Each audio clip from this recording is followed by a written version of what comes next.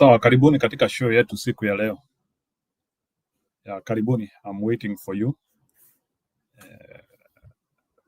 Leo tunaangalia the aftershocks after that interview of Gachagua.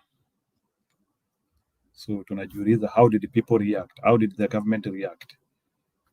So the aftershocks, is there anything else? Did it 24 hours after that interview? Have they achieved what they wanted to achieve? Is the opposition having some work they can talk about? So that's what I want us to look at today. So I tried to look for that interview.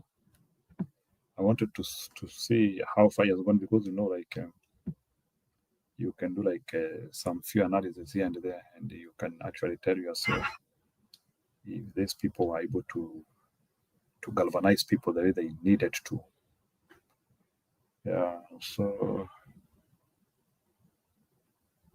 the explainer, 22K views.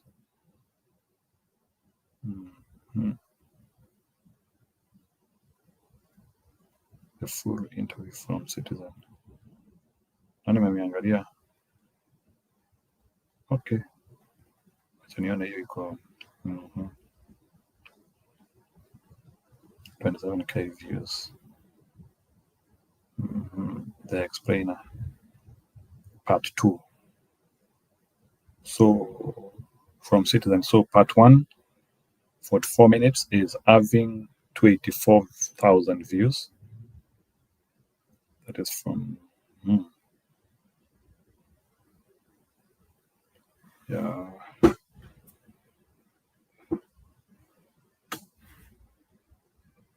Unaweza angalia uone like the comments, what people are saying. I support his approach to politics.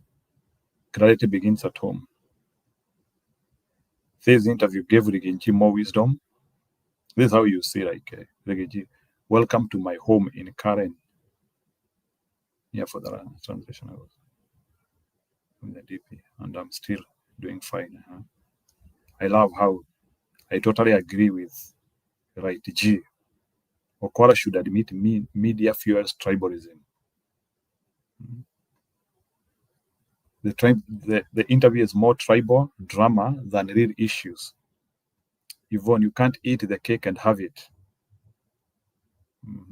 When Deputy President Gachagua met Kenyan communities abroad, some media voices like Yvonne on Citizen framed it as tribalism. Gachagua akona jibu ya kila swali kali kama umeme. I'm looking for you at the comments. I'm looking for to see if we can still get the negative one. Are you Mount Kenya first, Rigathi? I'm Kenyan first from Mount Kenya. Mtu anajaribu kucheka hapo. Yvonne, end the interview. This man is unbeatable. Letter to Citizen. You cannot underestimate this gentleman. Yeah. Tough. Ruto unleashed a beast. Gachagua is so real. I'm Kenyan first. Hiyo ni noma. Yeah. Positive reviews, Positive reviews. So those are the things which you look. Hizi tunaangalia tu manually. I'm yet to see a negative one.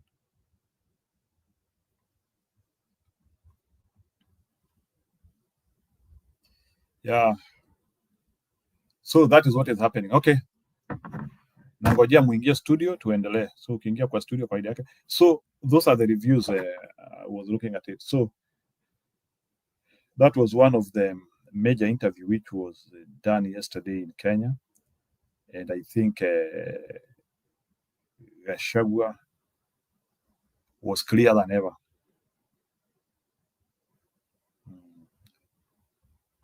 Yeah, so Gachagua was clearer than ever yesterday. So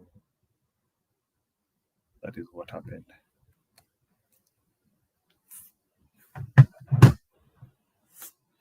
Yes.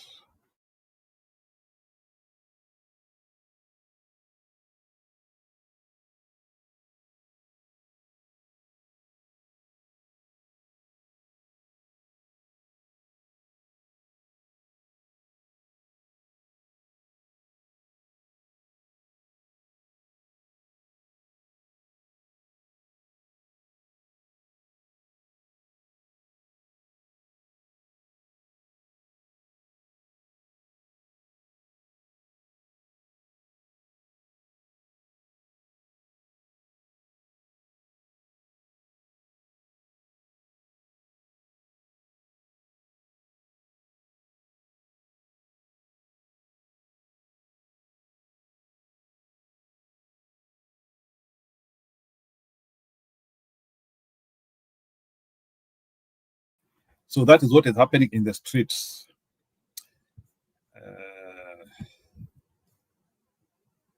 I saw the government as well was celebrating Katiba Day. So that is something we will be checking. So there was a Katiba Day.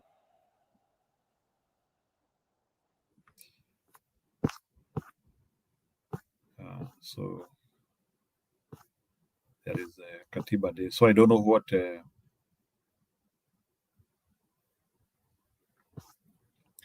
Then that Kericho guy, I think his impeachment hearing are still going on. I don't know how long they will take.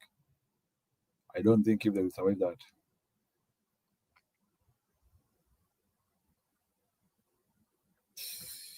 So this is what Gachagua had to say about Katiba Day.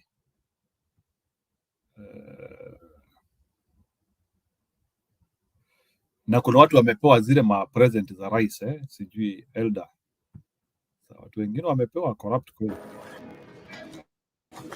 The wrong financial technology can turn your payments into a. What is your thought on the state of rule of law following, everything we've seen with the protests in the country, and what the way forward or the way out of that impasse looks like? Yvonne, I saw the president gazetting Katiba Day. And I was flabbergasted as to how foolish William Ruto think the people of Kenya are.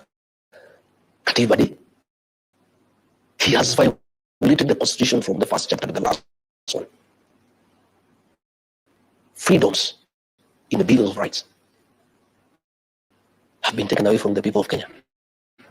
These young people who were abducted, they were within their constitutional right to question government.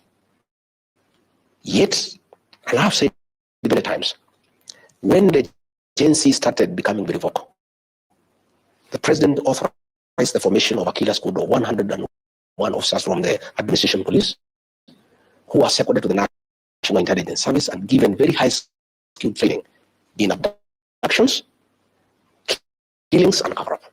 And that is a squad that has caused havoc in this country. And it works at the National Intelligence Service. It was authorized by William Ruto. That is a squad that is responsible for gross violation of human rights. And what is sad, Yvonne, and this matter was raised with me in America, and I had Wetangula saying I went to talk bad about my country. I never talk bad about my country. I love my country. Kenya is a great country, and I told the people in America as much. But we have poor leadership. We have bad leaders. What is shocking, Yvonne, is after all this, a president who is elected by the people, a country with a constitution, a country that has a very strong Bill of Rights, can publicly issue orders for people to be shot in the leg and then taken to the hospital on their way to jail. It's a level of impunity. And I'm very happy that in the bill in the Senate in America, that issue has been raised. Abductions and extrajudicial killings. Yeah. So what is happening again when we have the last protest and Sabasaba? The state took over the protest and sent criminal goons to beat people, burn and touch property, and stage managed attack of police stations and courts. It was done by police, and then arrested innocent young people and charged them with terrorism. That court in Kahawa is a specialized court to deal with terrorism, a very serious crime that needs to protect our territorial integrity and make sure that the country is safe. But to make sure that these young people are intimidated and they have no voice and they will never again hold the government to account, they are charged with the terrorism. So as we speak,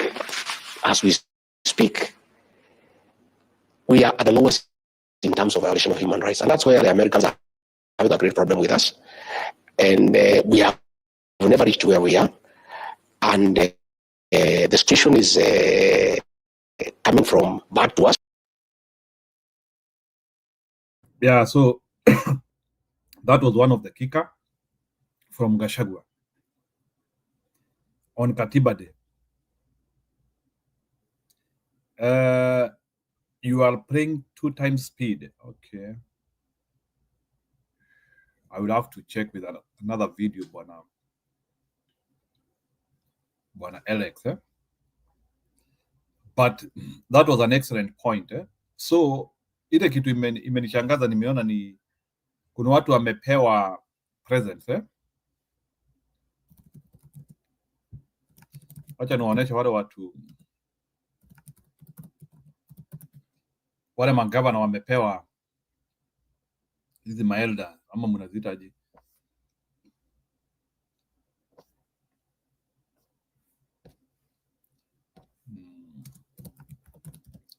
They are the usual culprits.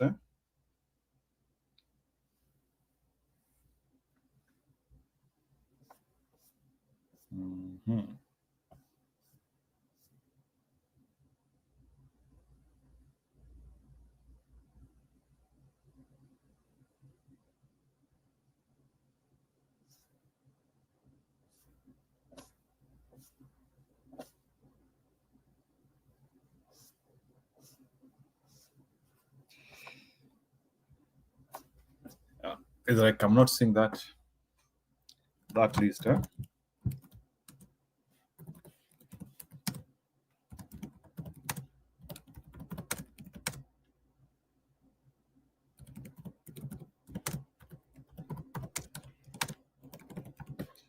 I saw several governors were feted by. I think they were given presents.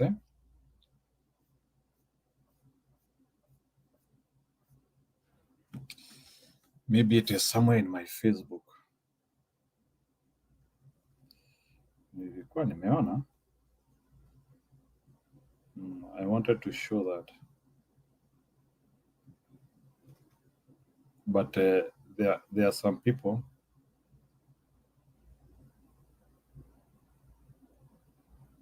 Yeah, so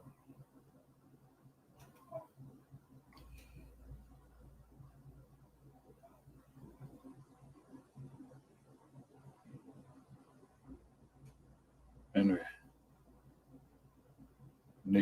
nikipata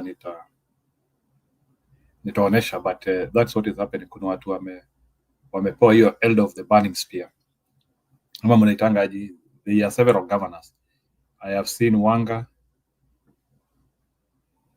I have seen another one from Northeastern.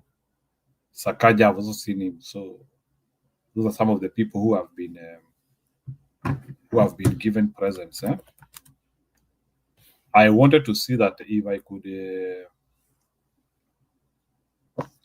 So His Highness Aga Khan alikuwa hapa, but it's like Kenyans did not focus on that too much.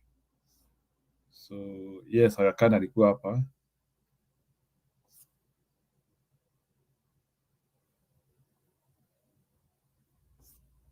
So hiyo story ya Katiba Day, I don't know who decided us to have a Katiba Day. Who did Bwana Ruto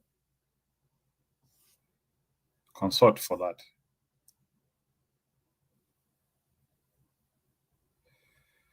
So I fail to understand why 104 billion could not digitize. 104 billion could not digitize the SHA. Do you have a car? Do you have a clean driver You can record? tell me if, Did you know that you could pay as low as $39 a month in car insurance? Ile wizi iliangusha NHIF mpaka kukuwa na madeni ya bilioni 30. Haiwezi kufanyika ndani ya SHA. We will make sure the digital system, the digitization process of SHA is what is making us to detect all the fraudulent claims, all the ghost hospitals, and all the fake patients that are attempting to carry out fraud in our health sector. And I want to promise the people of Kenya, we have already closed close to 1,000 health facilities. We are not going to stop at closing the facilities. We are also going to make sure that they refund the money if ever they have been paid. And thirdly, we are going to prosecute them because it is criminal to steal money meant for patients. It is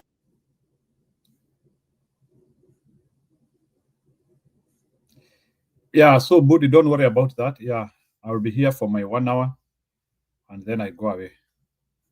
So whoever will choose to come to the studio atakuja too, but it's not a must. So I will just give my point of the story and I go away. So that is what is happening. So kuna hiyo story ya showcasing. I think Bwana Ruto is trying to showcase how you want to fight corruption. Na hii story ya I don't know, but ni kuuliza tu.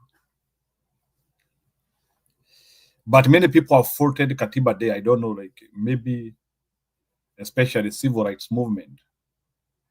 Anyway, anything about corruption, I don't think Ruto is a good messenger to listen to. I would rather listen to some other people. Let's hear these people who are faulting. Kabla tusikilize Gathongo akiongea story ya corruption. Ng'ang'a KTN. Well, still on the Constitution, and civil society groups are questioning President William Ruto's move to declare 27th August as Katiba Day, claiming it was a ploy to sanitize records of constitutional violations.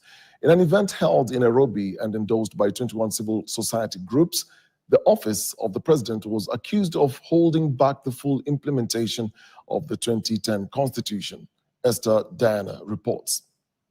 15 years after its promulgation, the transformative vision of the landmark Constitution 2010 remains just a promise that is largely unfulfilled. This is according to the civil society organizations that have criticized President William Ruto's pronouncement of Katiba Day.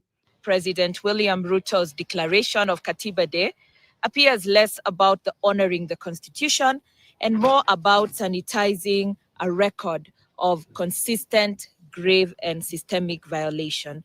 Katiba Day has always provided a moment for Kenyans to reflect, take stock, and reaffirm their commitment to defending the Constitution. They did not and still don't need a presidential proclamation to remember this day. It has always belonged to the people. While rating the status of constitutionalism as a complete failure, the office of the president came under fire, with civil society groups accusing it of encroaching on independent institutions. It's only 13% of Kenyans who are satisfied with the state of the nation, the way that the country is running. The executive has repeatedly disobeyed court orders, eroded the authority of the judiciary, and weakened constitutional checks and balances. Devolution, one of the Constitution's most significant gains, has been systematically weakened through delayed and inadequate funding of counties, crippling essential services such as healthcare and education. They cited areas where the executive has failed to uphold, including land justice, security, elections, public finance, including corruption and excess power accorded to the National Treasury. There must be fidelity to the letter and spirit of the Constitution. Populist and constitutional directives must be abandoned in favor of lawful processes anchored in the Constitution. Interference with Parliament and the judiciary must end. They also demanded justice for victims of state violence, both in the past and present. We have a very good constitution, one of the best in the world. Implementation is a problem because over the years, those who get into executive power think that they have gotten an opportunity to enrich themselves. According to the former Chief Justice David Maraga, a constitution is just as good as its implementation. The aim of the Constitution 2010 to transform governance has been put to test by successive administrative failures in upholding its principles.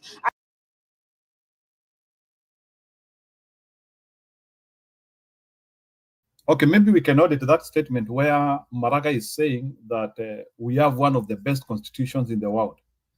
Yeah, I think that one is debatable. I don't know, but for me, I think that one is a debatable statement. When we say we have one of the best in the world, does it mean which countries we have those good constitutions which are governing them, and then we try to hive Kenya there, or to put Kenya there? I'm a bit lost in that. Kenya has one of the best constitutions in the world.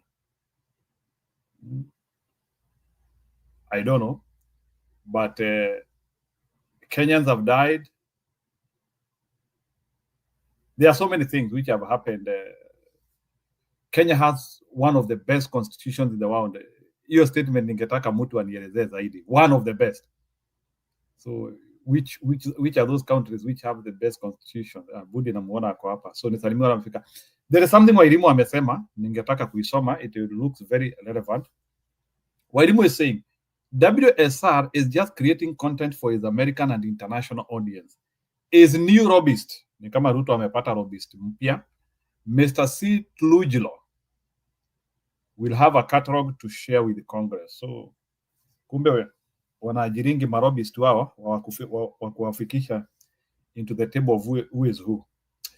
So Bwana Mbudi karibu. I did not see you yesterday.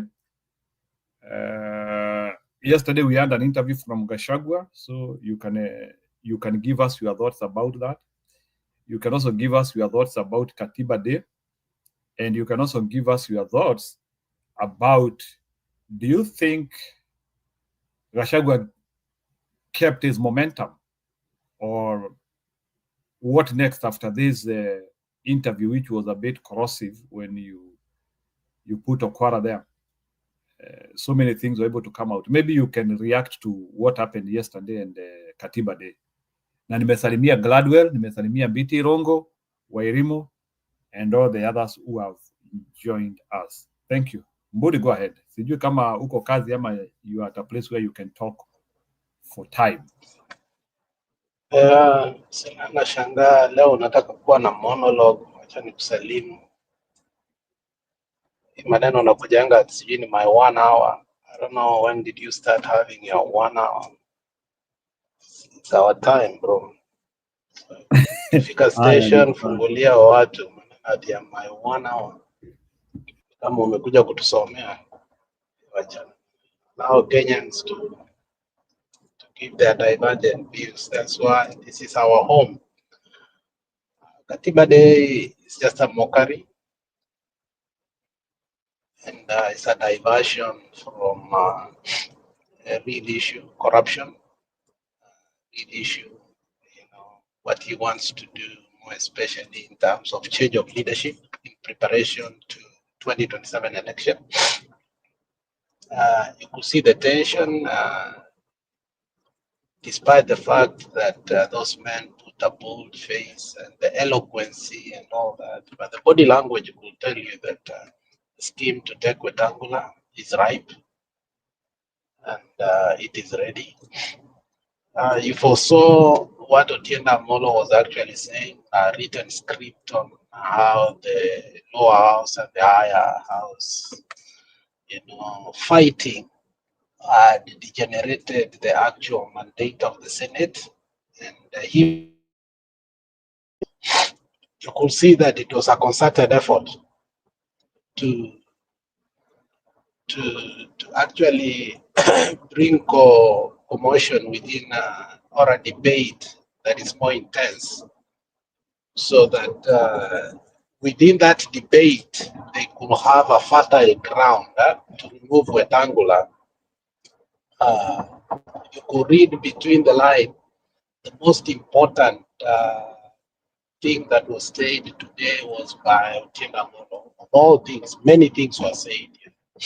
But Otieno Amolo gave a classic of how the MPs hijacked the 2010 constitution and therefore making devolution in Wami Rage, while we still have counties as structures, but in terms of the real structure was to devolve the funds and make devolution functional, because the key to devolution is allowing the amount of money to be not only accorded, but as a reserve, whereby governors do not knock doors to State House. I think that was the key issue in terms of why we wanted devolution.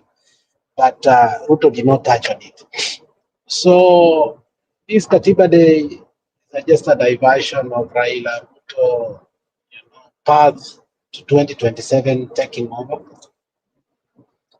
The only problem is people are not listening to Gachagua. And Gachagua is saying the only reason we are not going to have bold men and women is they know the corrupt history.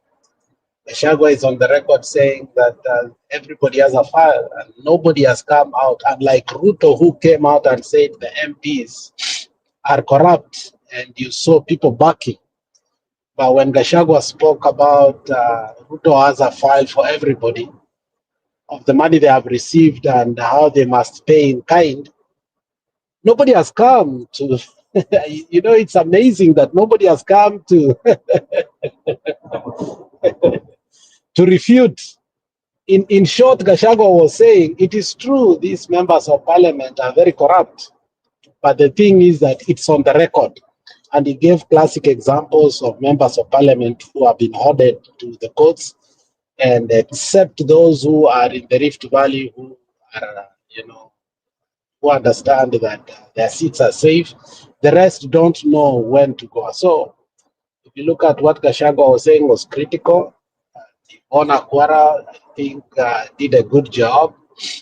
And Gachagua, to his credit, at some point, when pushed harder, was able to acknowledge that the agenda, more especially when they composed the House leadership, was to put the government in the leadership roles, which was something that was wrong. If you realize what Otieno Amolo today said, that there is no opposition and there is no government in parliament, it is the minority and the majority. But unfortunately, how the leadership roles was composed, immediately Kenya Kwanza took over, with Wetangula, who was basically a minority, becoming a speaker. You could see the subtle frustration of the legislatures on how the executive has usurped their core powers and roles of oversight, because parliament became government. And I think it has become even more worse, because the people who sit now in the main oversight committee like TSC and PSC are actually now in the government again. So you can see that quandary that, so Katiba Day is a mockery. So the fact that Ruto is the president does not mean we should not have Katiba Day. As I said, 10, 15 years later, we need to come and look at things that did not work in that Katiba and do amendment, changes, whatever it's needed, be it overhaul. But we can't do that because actually we never rolled the constitution in its way. It's just a mere paper. That's why I keep telling Ndeto, who comes here talking about constitutionalism, I don't understand what he talks about. Kenya has no constitution. Okay, Kenya has no constitution. We dealt with the old constitution. We brought a paper that we thought was going to be supreme, but after we promulgated it, from there nothing happened. So it's just a mere good paper that's there, Mr. Jim, that we don't know what to do with it, because I think a devolved function should have been 15 years later. We should have devolved our education completely. We should have devolved agriculture in entirety. Still in many ways there are health workers who still work under the national government, and devolution in itself is not working because we depend on the national government on every penny. So I think Katiba Day in itself as a day to reflect on where we have come and where we are going, it's an important day. But the person who is pronouncing that Katiba Day is the problem, because this is a person who opposed the same Katiba Day he wants to celebrate vehemently, and lied a lot of things about the very constitution. It would be good if the media actually would put clips on how actually Ruto started his campaign towards for 2022, because he brought together all the clergies. This is how Ruto was able to lie to the clergies. He started by the Katiba, by opposing the Katiba, and he rolled out money to these people, and that's how the friendship between the church and Ruto started.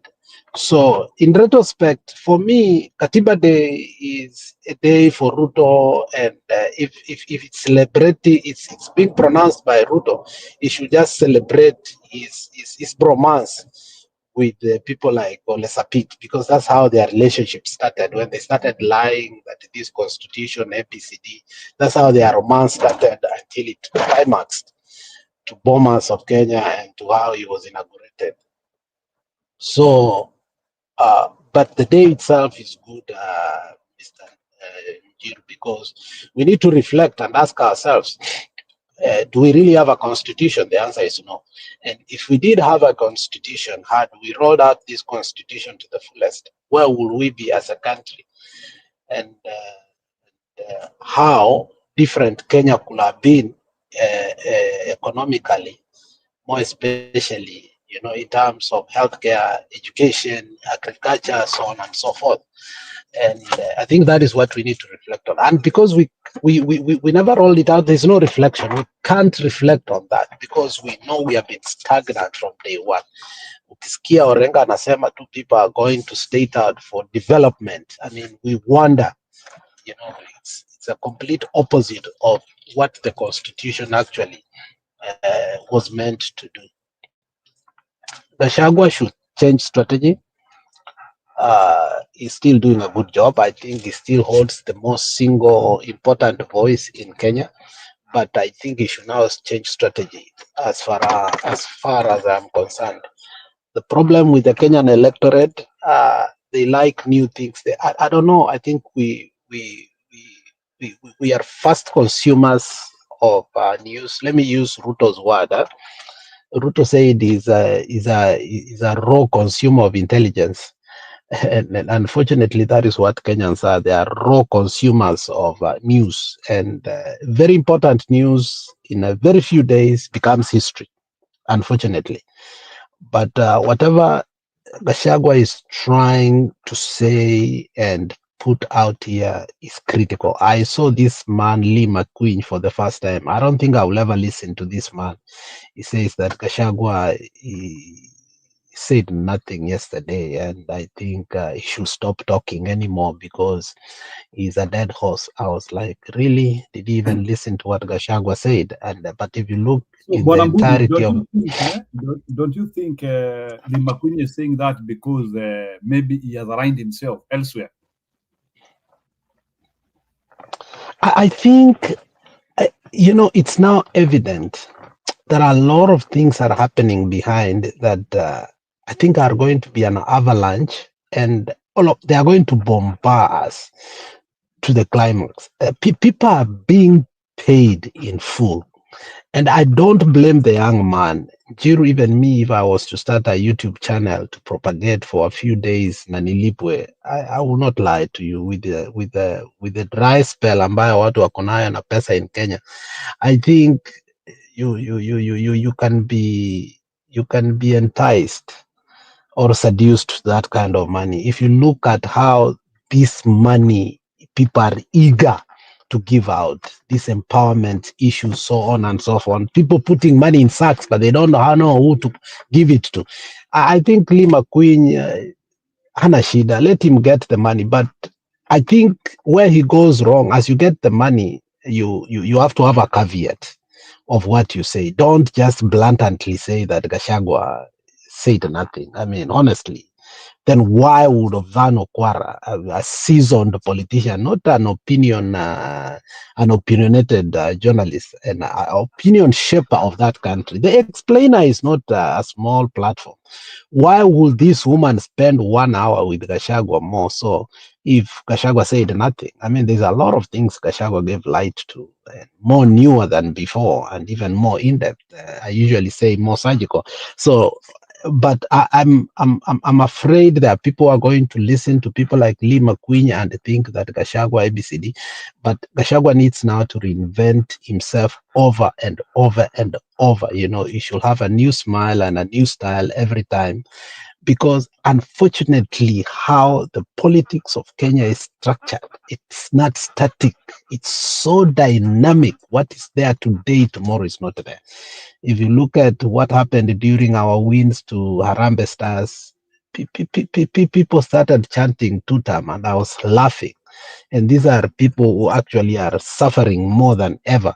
And people just forget that Harambee Stars winning, people should start saying two-term, you know, and people start saying Raila as their darling again. You know, that's foolishness. So Gachagua must understand the psychology of our people and do more. And I think the mainstream media is not the place Gachagua should be going. I think if I was Gachagua, and if I will advise Gachagua, and if you people, you know, are closer, your proximity to Gachagua is there, I think Gachagua does better in TikTok. Gachagua would do better if he comes here. Gachagua will do better if he goes to, you know, unscripted places where actually his rawness will come out, like the ones he, you know, even if he was saying some things, he was measured because of the journalistic ethos, you know, the podium ethos that he needs to have within such kind of platforms.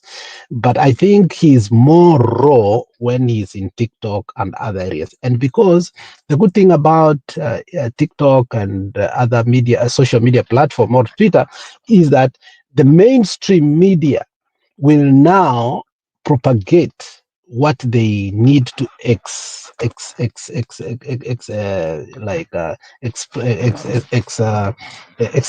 from what Gachagua said and actually blow it out of proportion without any consequences that it was said in their media. So let him go to us directly, let him have interviews that are raw, and let them be aired in the mainstream media as allegations, but are true allegations. And like having measured, if you look at some point, Gachagua was ready to go even deeper, but Yvonne Ikwara, you could see, will stop him. And Gachagua will insist, no, let me finish this point. But Gachagua was interrupted like 800 times. You know, I even stopped. I don't say per se 800. Like I was like, if I continued to count how many times he was interrupted, not to finish whatever important things that he ought to have said. It was like every 2 sentences. Yvonne was so measured. So I think he should now start knowing that, you know, people are paying attention. If you go today in Google in Kenya, you will look at it. Gachagua today is an important topic. People will type Gachagua today because it has become part and parcel of how Kenyans consume the news. So I think mainstream media will do us good, but I don't think at this particular time when I think the man has become the only look at the disappointment in Matiang'i, look at the disappointment in Maraga, look at the disappointment in people like Eugene Wamalwa, look at Kalonzo. Kalonzo is not a cat, you know, is no longer a cat, not even a rat. I think in the politics, Kalonzo is just like a dead man, you know, completely buried and not part and parcel of Kenyan politics. So the only voice of reason, or the only voice of dissent within Kenya is Gachagua, and that's why Gachagua should not just even go to Yvonne Okwara anymore. That one I agree with Lynn McQueen, but he should come to you and me, because I think that works and reminds us that, you know, there is more that we need to know. So, Bonabundi Kidogo, do you think Gachagua was effective yesterday, even with those bottlenecks of being in the mainstream media? And I don't know who the mainstream media is working for, because it's challenging if somebody like Gachagua cannot make sense in the mainstream media. What are they looking for? Unless if they are aligned to something we don't know.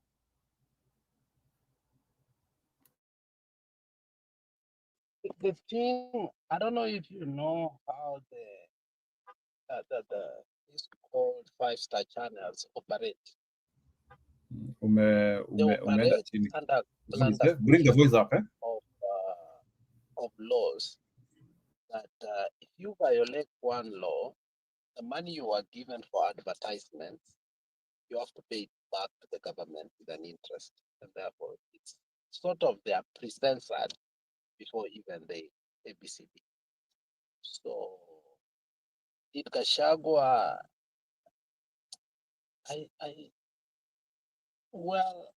I didn't expect nothing new from Gachagua per se. What I wanted him to do is to maintain the right word you used earlier. Did he maintain the momentum? He did, because on average, the people that watch him are more than the combined average of all people watch Ruto, Matiang'i, Kalonzo, Raila nowadays. So if you look like, for instance, that interview that Raila had that was in 5 days, it wasn't even 20. I'm not sure. I think you kept counting how many people were watching it. So did Gachagua deliver? Obviously, he did deliver, because in the end, political analysts for the TV stations, radio stations, newspaper, he was in the headline. So what do you call delivering? He delivered yesterday. There were new things in terms of what he said, and which, I expected the members of parliament maybe to hit him hard. He even went further to say how his impeachment was run, the 10 million has been said, but he kept on reiterating. He said, forgiven. He said he went further, named Okiya Omtatah. He came and said, you have a counter offer? He said no. And, he said, Okiya Omtatah told him, you're an honest man. He did go further to convince me that what he's saying is credible.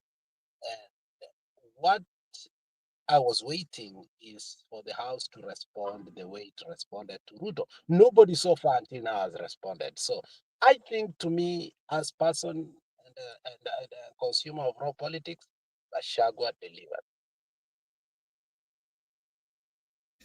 delivered. Did he deliver a punch to Ruto? Do you think if Ruto watches that interview, is Ruto scared? Does Ruto think Gachagua has continued his attacks, which can actually, like, for example, if I ask you, if somebody who supports Ruto listened to that interview yesterday, can he get convinced that Ruto is not the right man? Somebody who has never earned Gachagua and has quit Gachagua jana, can he quit Ruto?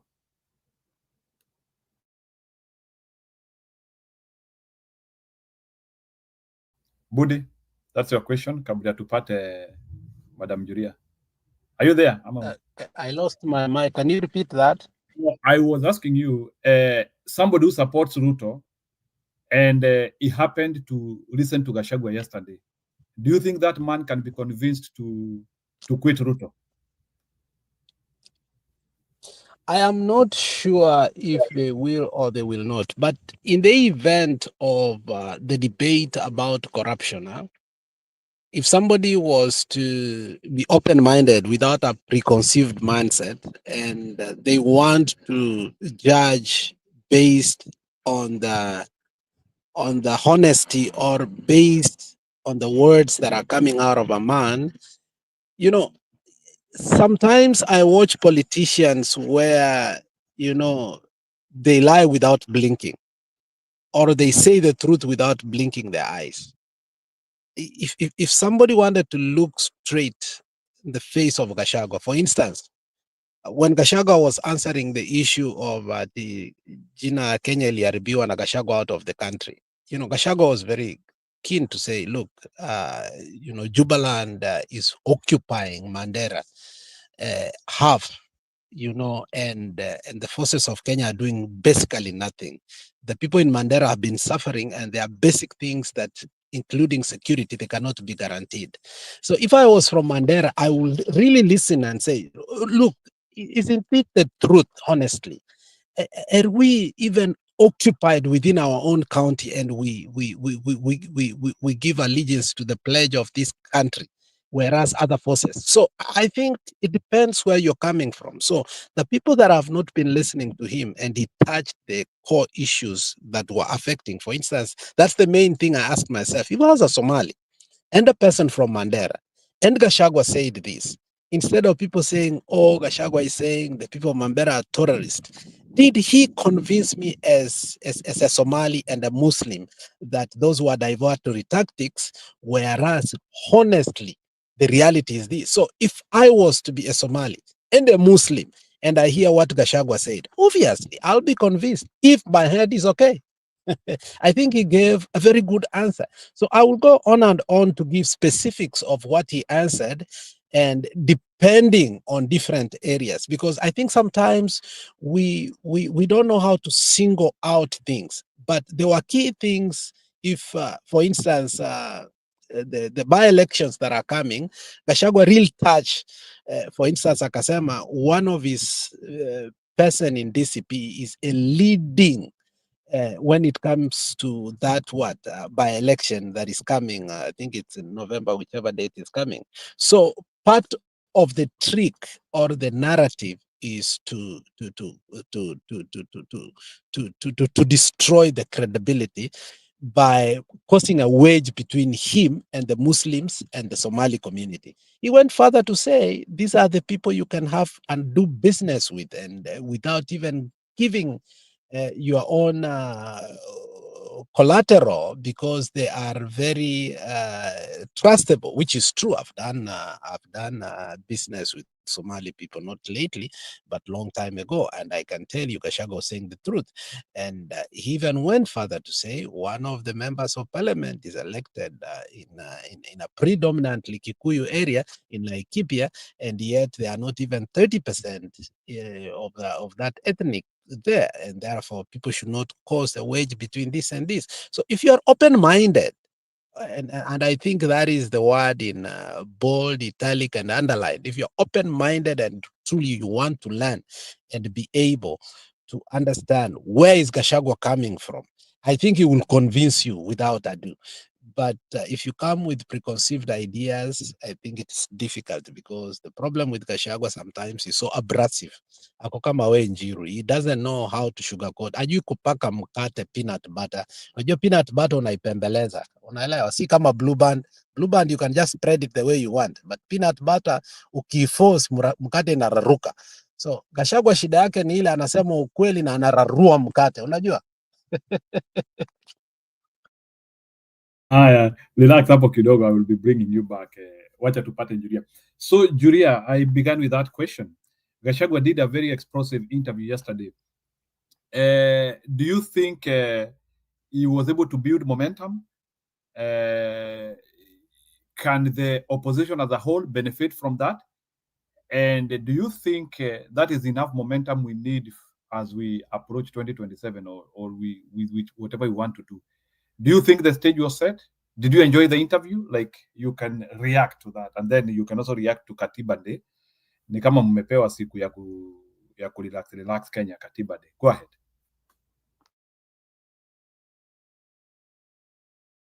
Oh, sorry. I didn't know I was muted. Awacha niwasalimia Alex na Njiru na everybody else. So, Gachagua, I think he did not disappoint his viewers.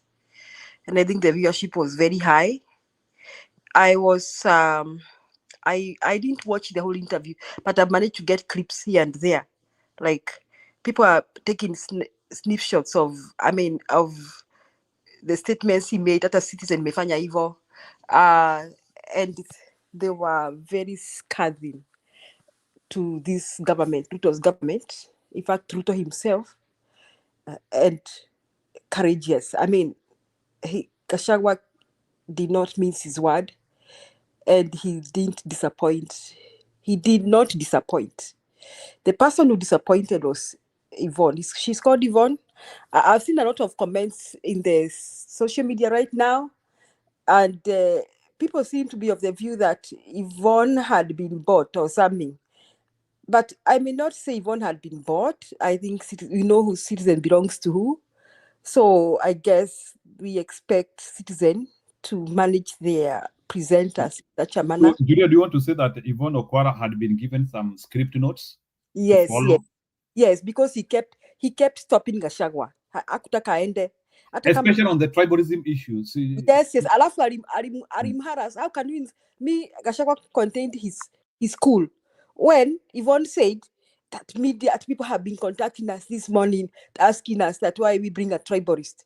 Why you call me a tribalist? Gachagua contained himself because I would have blasted that lady proper. Tukaanza hivyo na mioto ndio afikirie vizuri kama tutaendelea ama hatutaendelea kwa sababu dawa ya moto ni moto. She was lying. She didn't have any numbers. Who called to call Gachagua a tribalist? She just came up with that outrageous statement. That is how she started the session.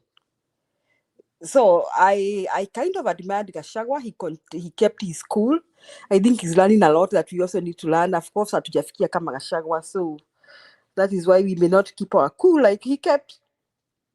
And all through Yvonne was trying to lead him away to a tribal king or something, but he still kept his cool. So I really admired that so much. So when I was watching what people are saying today, people are mad with Yvonne. People are like, "Ata ununuliwe," and then they said somebody even analyzed that somewhere after the break, Yvonne cooled down. I think Yvonne had no longer had any weapons to fight. Unaona, ni kama steam zake zilikuwa zinaanza kupungua hata yeye kwamba after all those attacks alirudi kama amepunguza ametuliza bori. That's what they said alirudi kama ametuliza bori. That's what Yvonne did. So my disappointment was Yvonne. I don't think she was professional. I think she went there to meet an agenda, and I think Gachagua beat him. In fact, that's what he made Gachagua more popular, because Njiru, I think we fought with you the last previously mimi na wewe juzi nikikwambia kwamba I don't think Gachagua is presidential. And after yesterday, you people see what interviews do. If you fight somebody, you even get those who are not on board with him to be on board with him. Because I'm one of those people who resolved yesterday that if Gachagua vies for presidency, then he has my vote. Why did I resolve that? When I found that even the media people that we think can do something professional, really are out to work for Kasongo, I guess I made up my mind. If the others are not able to stand up and match Gachagua's efforts, let it be. Let us have Gachagua. So that's what happens to me yesterday when I watched a lot of that debate. Now you are asking Alex some questions. So Julia, are you saying Gachagua turned out to be presidential yesterday? Yes, is that what you mean? Yes, because he beat Yvonne's games. He did, according to me,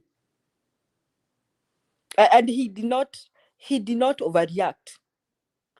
You followed that debate all through. The way Yvonne was, I'm twisting Gachagua. The way he reacted, I mean, somebody else could have reacted differently. But he kept his cool. He kept his cool very much.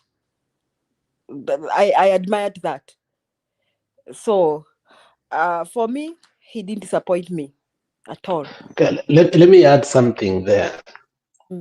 You see, Yvonne did a very good job. That's the work of a journalist. I think we should not be biased, and we should not even try to tell a journalist how he must do her job or his job. They have different styles, and those styles sometimes don't work with our styles, and sometimes we will be mad at them. So I don't like Yvonne Okwara for many years. So, but I've come to be adapted to his style, her style of interview.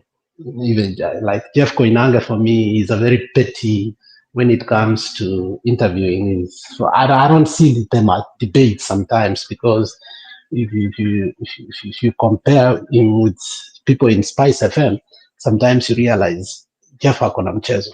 But at some point, Yvonne asked Gachagua, because he thought he's going to corner, because I think that was the epic for me for the interview. And this is what I've always said here, because some of you for a very long time have been wavering, like you walk on eggshells when it comes to that. Yes, are you going to run for presidency? I like what Gachagua said. For the first time, I think that certainty that Gachagua had in terms of saying, yes, it's not about anybody who is within this coalition of agreement is capable of running for presidency. Me too. And he gave his record. When Yvonne tried to push him, and more especially in terms to see the credibility of Gachagua, is he a bitter man? Gachagua came out of that cocoon that many people have put him. He said, these are the things I disagreed with the president. And in our disagreement, and this is how we disagreed, it may not have been publicly and so openly, but let me tell you some of those that were open that you people don't talk about. And he spelled them out, and one of them being telling him you cannot kill our children, going out and criticizing the DCI and the intelligence in terms of how they're dealing with the young people when he went to the presser in Mombasa, so on and so forth. And I think, in general, I think the brassiveness of Ikwara and pushing Gachagua should even continue, because the more they do that, the more they solidify, okay? The president or the candidature of Gachagua, because Gachagua comes out of there saying that by all fairness, the classic example that he gave me, that even Okwara had to run away, he gave an example of Waluke, who even was allowed to vie and still continue to exploit the avenues, while still even the highest court had declared him in terms of his corruption. So he asked, so why am I not given the opportunity of fairness in this? So I think yesterday was also a turning page for Gachagua, to me, that he was able again to say what over and over I've said that, and which Ndeto comes here and lies all the time mendaciously, that Gachagua is not Katiba-wise allowed to run for presidency. He cannot, ABCD, that's a simple and lie and petty lie. Gachagua gave a punchline yesterday. He gave an example of a man, Waluke, and it's in the record. And the man still serving the people of Sirisia in Bungoma. And nobody within the political circle who have been talking more especially about the impeachment of Gachagua so quickly was able to come to the rescue of Waluke at that particular time. So did Gachagua deliver even by convincing me that he's capable to run for the highest office of that country? The answer is yes.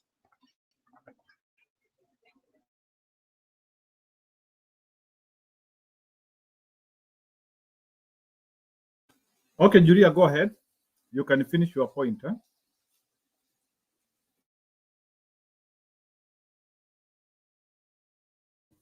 Julia, you were talking about okay, maybe Budi, I can ask you this as we wait for Julia to be alert.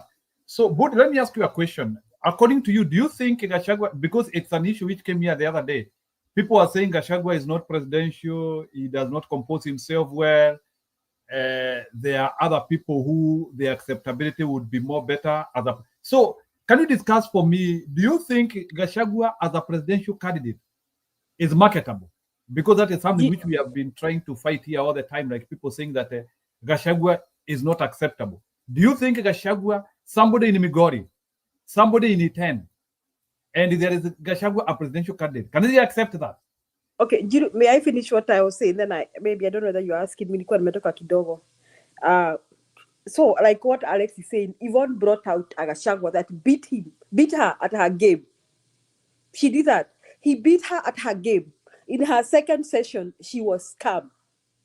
I think she knew what he had been doing. She was trying to get him rant, which he did not. So he came out another composed person who had the facts of what he was saying. And fortunately for Gachagua, William Ruto is somebody that you can pin down so fast. You don't have to think so hard to find the wicked things that William Ruto has done against the people of Kenya. And Gachagua, having worked with Ruto, even knows more than we know. So Gachagua was able to beat Yvonne at her game. And then let me say this. Today I have been trying to gather views today. Let me surprise what has surprised me. That even the young people are embracing Gachagua. We've been thinking here that young people will not embrace Gachagua.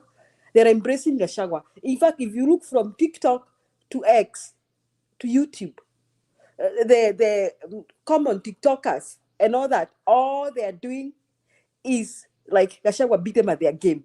So I think you ask whether he's a presidential he's presidential. Now, so far so good, Njiru. I agree with you that no one right now can perform better than Gachagua right now. And I think he is going to beat the tribal card that has been put against him. He is going to beat that card. I think he's going to overcome that. Helen is saying something. Helen anasema hivi, eh? Can you react to that? Rigathi has an important role to play in the next administration, but not as president. So can you react to that? I think that is where we have been, all of us, thinking that he should not be president. But the sad thing, the ones that we want president are nowhere to be seen. So I guess we can't force them out of their holes. I guess we have to go to do it regard. That's my take. Yeah, let me proceed with Helen still. Helen anasema, I think Rigathi should support Matiang'i this time round. A single interview doesn't make a president. His character from his days as DO, as PA, as DP precede him. So Helen is still glued to Rigathi character. What he did when he was deputy president and the time before. And that's why she feels like Gachagua would perform better if he supported another person, and for that case, Matiang'i.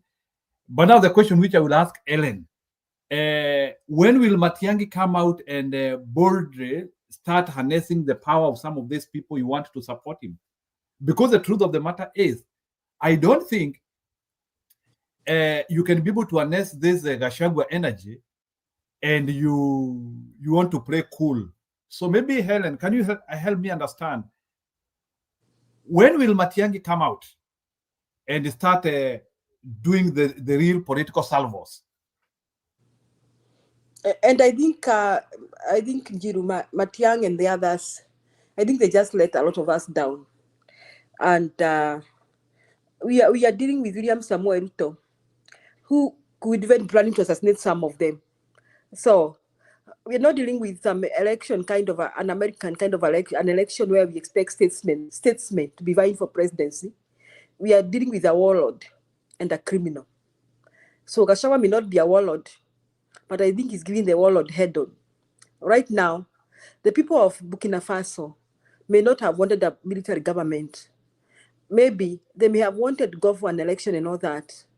But guess the situation they had needed a Traore kind of a figure. You look at the Rwanda and Kagame. I'm not a person of Kagame. In the recent past, he has had his own, all those negative stuff around him. But I guess the times Kagame took over, the people of Rwanda needed him. It is not like they may have wanted to be like Kenya and have elections, but then the situation made them need someone like Kagame, somebody who could dare even overthrow the government of the day. So what we are looking at here is William Samoei Ruto, a warlord, somebody who has no respect for law, somebody who has no respect for life and humanity, somebody whose place is committing maximum prison, or Shimolatewa, or a jail where there are not people even away from human habitation. And that person needs somebody who can face him head on. And I think right now, the only person we have right now is Gachagua. Njiru, that is what I think today. There's somebody who entered. Okay, yeah. Wacha tusikie David kidogo. We are reacting to that interview, and also kuna pia story ya Uroba. Nimesikia ati Uroba alikuwa amejifunga hapo Senate. Maybe one person will react to that. I will be showing that video as we move along. But I wanted that a little bit we exhaust the issue of Gachagua yesterday. And the question which I was asking is, do we think Gachagua was able to maintain his momentum? That's the question I was asking. And moving forward, can the opposition tap that, or itabidi tu wacheze vile wanachezanga? David, go ahead. Nawasalimia wote. Nilisikiliza hiyo debate ya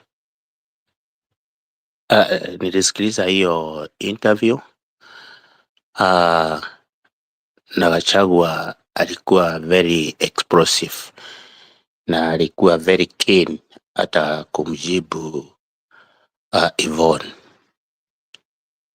Pahali niliona makosa ya Yvonne, hakukuwa na concrete questions za interview, na ni kama hakuwa amejipanga mzuri, sababu zile maswali hata alikuwa nauliza ni maswali hata ingine ambao ni ya wakati wa Gachagua akiwa deputy president, wakati alikuwa kwa kiti. Kama kitu ya share sasa share hiyo ni kitu hata imepitwa na wakati. Na maswali ingine ni ile ambao alikuwa amewekelewa ya katika wakati wa impeachment, tribal. Kwa hivyo mimi niliona Yvonne hakufanya vile anakuanga katika interview zingine. Nimeshakuwa nikimusikiliza wakati huu, hata aliagusha hiyo station yake sana na maswali yale ambao alikuwa nayo. Ni kama hakukuwa courageous. Naona kama mtu kama Sam Gituko wakati anafanya interview anakuaga mpaka unasikia kweli anauliza maswali ambao iko katika wakati ule tuko. Lakini ya Yvonne jana, yeye hata wakati nafikiria wengine hata wakubwa wake walimsikiliza, waliona hapana, sasa wakati huu hata aliagusha station yenyewe. Lakini Gachagua Jiro hakuna hata wakati tulikuwa tunajadiliana hapa, wakati mwingine hakuna mtu aliweza kusema Gachagua is not a candidate material for president. Mimi kwa maoni yangu, Gachagua ni ule, unajua vile tulikuwa tukiwa vijana, mlikuwa mnaenda kuwinda swara na mnakaa kimya. Gachagua ni ule wa kuishout, ndio hiyo iko hapo na itatoroka, hamtaishika. Gachagua anakuaga mtu ambaye so truthful, hawezi kushika wezi mzuri. Hii serikali iko katika rubbish sana katika institution zote, na nilijaribu kuelezea hapo. Gachagua is very very rough na kulingana na utendaji wake wa kazi, ni sababu hawezi kutulia ndio aweze kufuatilia. Unajua unaweza kutulia ukijua huyu mtu ako katika skado fulani. Gachagua hana hiyo utulivu, na ndio Jiro unakumbuka nilikuambia Gachagua anafaa sasa kuwa president wa nchi ambao iko katika system safi. Hiyo anaweza kutenda mzuri sana, lakini hii system vile iko imechafuka yote. Gachagua na presidency yake inaweza kuwa na matatizo makubwa, sababu ni mtu ako straightforward. Hata kabla haja kuchunguza amekwambia we kwanza simama. Unaona, hapo ndio mimi nilikuwa ninaona Gachagua hata sisemi ati sio president material, lakini ile kurarua kwake anaweza kuwa anaenda chini katika presidency, lakini he is the best. But ile watu ambao anakuja kufanya nao, hata ndio nilikwambia, ukikumbuka Njiru, kama atakuwa na bunge mpya kabisa, safi kabisa, na haiwezekani bado wabunge wataingia wale corrupt. Kama ako na institution kama EACC, kama police, unaona, kama police, hata utaondoa aje ile corruption iliyoko katika polisi. Hapo ndio mimi nilikuwa hata bado ninaona Gachagua presidency yake ni ya hali ya juu, sio ya ile sasa nchi tuko nayo, sababu nchi yetu imeingia katika shimo katika institution almost zote. Hiyo ndio mimi niliona, na unaona hata katika analysis yako ulikuwa unafanya baadaye, nilijaribu kucomment hapo, na hata mimi nilicomment hata katika hali ya interview ya Yvonne Okwara. Hilo unaweza endelea. Okay, ni sawa. So David, is good for that. Yeah, niliona comment yako pale in our last video. So maybe ile swali nitauliza even as we continue with the discussion, sababu I think Mkenya Mkora ameitwa na Alex Budi. Yeah, nimekuja kwa ubaya because I was mentioned. No, I have a right to reply. No, you will do a light of reply, lakini wacha niuliza swali ikuwe ina float in the air. Let me ask a question. Matiang'i, Kalonzo Musyoka, Eugene Wamalwa, who else? Martha Karua. What did they pick from that interview yesterday? That is my question. Mkenya Mkora, go ahead. Thank you, Njiru. What got me to get in here so fast, hata nimepark mahali kwanza, is because I was mentioned by a friend of mine. Said nakujanga hapa na danganya story ya constitutionalism. Constitutionalism, I've never said Gachagua can never run. I've said according to the constitution as it speaks as of now. The constitution is it's a working body. That's why people have amendments and these things. And Gachagua answered that question very carefully yesterday. He said, yes, as of now, I cannot run because of the constitution, but there's appeals, there's a Supreme Court, and there's all the Court of Appeals, that if they cancel me and they say, okay, your interview, I don't think Gachagua said that. He did. Now I cannot run. No. Don't paraphrase something. No. He said he still has your latest story, Akina Waluke. I don't know which one you are watching, but he said very well, yes, but there's also these avenues and we've not exhausted them. That is the constitution that I keep on telling people here. So when you come in this show and say... never said what you are saying. Gachagua never said what you said. This was Gachagua was asked a question that was very direct. And just say what Gachagua said. Don't interpret what Gachagua said.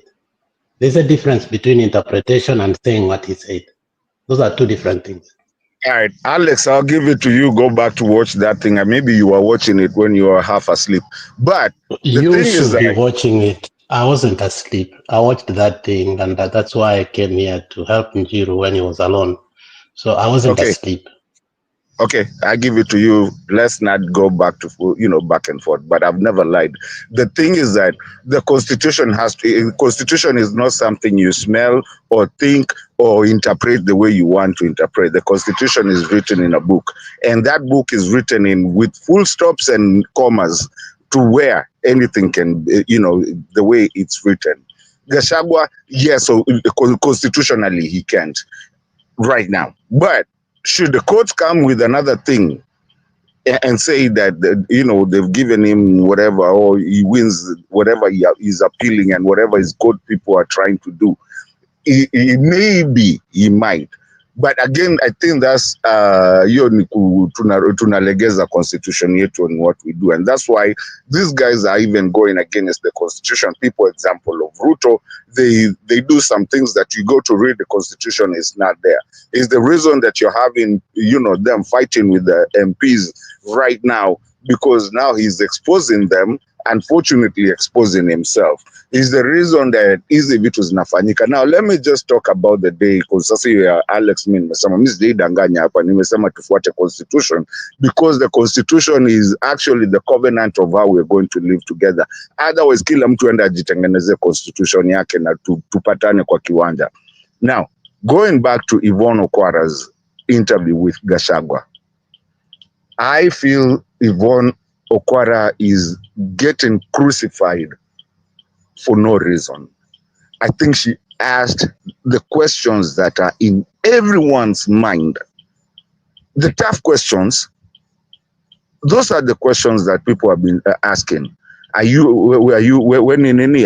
tribalist? Are you nini? The questions she was asking, yes, even me, even hata mimi ziliniguza vibaya zingine. I was like, kwani wamelipo na serikali? Ama kwani she's biased? And the questions she was asking, yes, some of them were awkward. And the problem with us Kenyans is that we don't like awkward questions, because these questions are the questions that are in everybody's mind. So Yvonne Okwara, kudos to you. I know she will get a backlash, but kudos. And you know what? Again, I repeat what Nani Julia said hapo nyuma. The winner of that was one Gachagua. He won, he kept his cool, he answered the questions as awkward as they were, but those awkward questions is the reason you are a public figure. You kwani unataka tukuje tukubembeleze tuanze kukuuliza maswali zenye zinakufaidi wewe? No, we're going to ask you the tough questions that don't even make you look bad. If you can make it through them, then at least we can interrogate them and talk about them like we are doing right now. So me, I don't think anything about Yvonne did wrong. I think those are the tough questions that we don't, because some of these people go into that media with a written script. Usiulize, usifanye hivi, nini, wewe ukiniuliza hivi. You've seen how many panelists walk away. Kabando walked away. Kabogo walked away. So basically, I am saying there's nothing wrong that was done by Yvonne, but I am saying that was a good interview. And again, keep giving Gachagua the microphone. He will, I said it here almost last year, keep giving him the microphone. Now we know Sha, and now we are asking for Duale to get out, and we know he's of Vituzot, and he's telling us bit by bit, pole pole, unapewa tu pole pole. We are understanding. So, Alex Pole, but I have never lied here. Njiru, I'll be back. I'm driving. I just had to secure my name when I been tarnished hapa, nimesikia Ndeto kuja hapa na tudanganya. No, we have to do constitution. Sorry, Alex. Bye-bye. All right, yeah, bye. Okay, okay, Mkenya. Okay, that one is okay. I'm looking for that exact place. You know, nitawekea let me Can you give me a chance, respond. please? Just one Let me minute. respond. Okay, Alex, wacha tupe PK kidogo. Maybe PK has something want to add, alafu utakuja. So PK, go ahead. Thank you very much. Habari zenu, kina Alex, Julia, and whoever is listening. Nimekuja tu kujibu hiyo swali ambaye mwenzangu hapo amejaribu kutetea constitution. I think Gachagua was asked a very direct question. Mimi nilisikiza hiyo interview vizuri sana. Aliulizwa na jibu yake ilikuwa I will be on the ballot. Haku yumba, alisema I'll be on the ballot. Na after that ndio akaeleza why he will be on the ballot and why he qualifies. Because he has not extinguished all the avenues za kukosa kuwa kwa ballot, na akapeana example.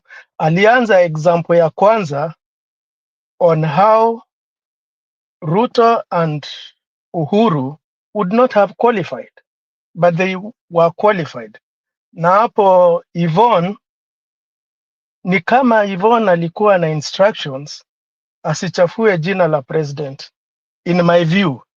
Manake at every corner Gachagua alikuwa anajaribu kuleta Zakayo ama anybody else, alikuwa anatetea sana ati tuko hapa mimi na wewe, usilete watu wengine. It's like that was and I think it changed after the break. Alikuja a bit changed, manake kuna kona alikuwa anajaribu kuweka Rigiji, and Rigiji stood his ground and came out fighting properly without even losing his cool. Maybe the approach was to annoy him ndio afanye makosa, but Rigiji was very, very cautious. He never lost his cool, hakupandisha sauti, alibaki tu na ile tempo moja. But as far as the question of running is concerned, Rigiji was very specific, alisema atakuwa kwa ballot. Na akapeana reasons na kwa nini katiba itamruhusu kuwa katika ballot unless, hiyo tu ndio ile kitu alisema, unless apili yake ikatae kwenda through. That is the only time hataweza kugombea, lakini as of now he is eligible. Point ingine mimi naona and why I think Rigiji might go through is the current administration may have the feeling that if they allow Rigiji to run, he may break the opposition, or Kenyans are not ready to vote for him. And that way, maybe wataalao koti zimukubali hiyo kesi yake itupiliwe mbali or something, ndio aweze kurun ili opposition ikuwe imevunjika, ama Kenyans are not ready to vote for a Kikuyu, and more specifically for Rigiji.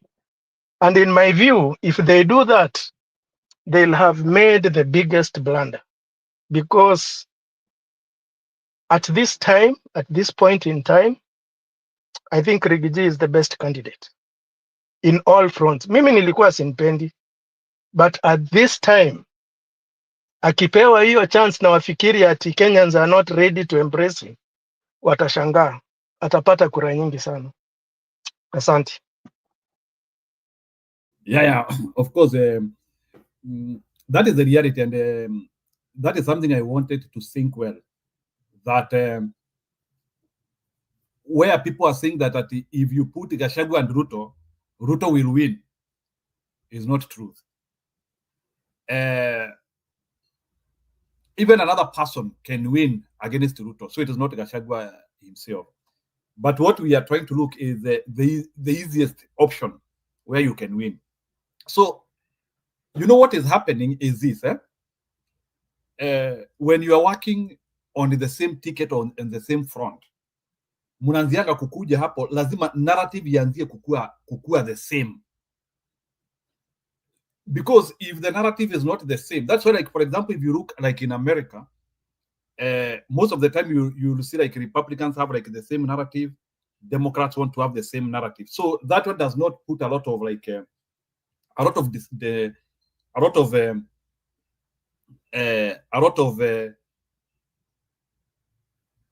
distance of thought even to the supporters. So what I'm trying to say is this, and it is something which should be done very quickly. You look at Gachagua, who is on the extreme end. Maybe he is not playing politics the way a normal person is supposed to play. Look at Gachagua on the far end, and the other opposition guys on the other end. What they need to do is they must have to look how they have to align with the rhetoric quickly. Otherwise, now that distance will become too much to the extent now they will be wedged out. So, if you don't align with the narrative quickly, you either get isolated or people do not start now seeing like you are a person who need to be ablaze. And that is an advice which I wanted to give even to the other presidential campaign, presidential candidates who are on our front. Gachagua has set the standard, so they have to. Sasa itabidi waanzie kuingia na hiyo narrative. So I am even expecting people like Akina Eugene Wamalwa Natembea. The narrative has to be like that, so that now you are in sync with what is happening. So it has to be a little bit more. I saw like Gachagua is now away now from. He's not that much polarizing now. He has stabilized. If you look at him, his narrative is stabilizing. He has moved from polarization. He is now stabilizing with the time. But the other guys, if they have to fit in that equation, they have to play in the same method. Otherwise, it will not work. Alex, go ahead. I wish I was here. And let me put this argument to an end once and for all, and hopefully, Njiru, this will help debate. Is Gachagua eligible to contest as we sit here today? The answer is yes. Nothing bars. Obviously, on the record, was in the Senate. But you qualify you right now. It has a process that is due to go through. May not completely be bad. So coming to say here that Gachagua is not eligible is a blatant lie. Gachagua will be on the ballot box as we sit here today, unless tomorrow comes and all his avenues have been exhausted. Let me repeat for Neto. Maybe tomorrow, when all his avenues are what? Exhausted. Today, if we were to have a presidential election, can Gachagua put in his papers? Yes. Can he contest? Yes. And that is what he explained by saying, even Ruto, and he started with Ruto and Uhuru. But he finished with a punchline of Waluke, that Waluke could not even lose his seat, which actually Ruto really wanted so bad, remember when he came, because he is protected by the process. And therefore, if Neto does not know how to interpret that, it is sad. Gachagua can be in the ballot box as we sit here today. There is nothing that can bar him. That is why I will agree with what my brother said, that Gachagua did not say, I don't know which interview was that, and I want other people to help me. Seems like there were many interviews that Gachagua said that he will not be unless, I didn't hear anything like that anyway. There was nothing like that anyway. Gachagua said, I will be in the ballot box. And that with a finality. I have that place. With a finality. Niko na hiyo pahali, So to put the doubts, can you allow me to play hapo Gachagua anaongea story ya kuvai? Budi? Let me just put some. Unasema? Yeah. Go ahead. Nataka kukuwekea hapo Gachagua. Let's talk about you being on the ballot. How will that happen with your impeachment? What do you mean? William Ruto, Uhuru Kenyatta had charges against him, crimes against humanity. In The Hague, he was elected as president. They were not convicted. They were facing charges at the ICC. Nobody has been convicted. Do you think that's a fair comparison? The charges they were facing at the ICC. What the Constitution of Kenya says. What the Constitution of Kenya says. What I just want to tell you what it says. For a moment. Can I ask the question? Okay. Okay. Do you think it's a fair comparison that they were facing charges at the ICC, facing charges? You, on the other hand, based on the laws of this country, faced charges at the Senate and were found guilty of some, not all, but enough to impeach you as deputy president. John Weluke, the MP for Sirisia.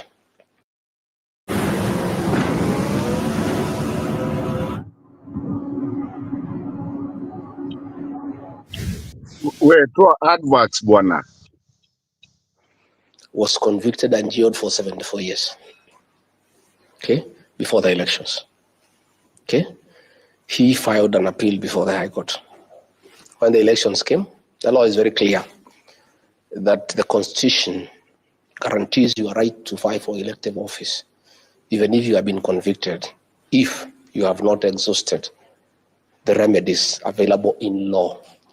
Okay? Regarding Gachagua has a matter before the High Court. It has not even been heard. It needs to go to the High Court, Court of Appeal, the Supreme Court, until the Supreme Court says regarding Gachagua was impeached properly. And if that happens, if I'm the Supreme saying, Court, I'm saying if the Supreme, and that's what I'm saying. If it says yes, if you go that's all what I'm the saying. way, That's what I'm saying. and the Supreme Court That's what I'm says saying. upholds If it your says yes, impeachment, if it does yes, if the Supreme Court opposes my impeachment, then I cannot run. Okay. It has not. The High Court has not. The Court of Appeal has not.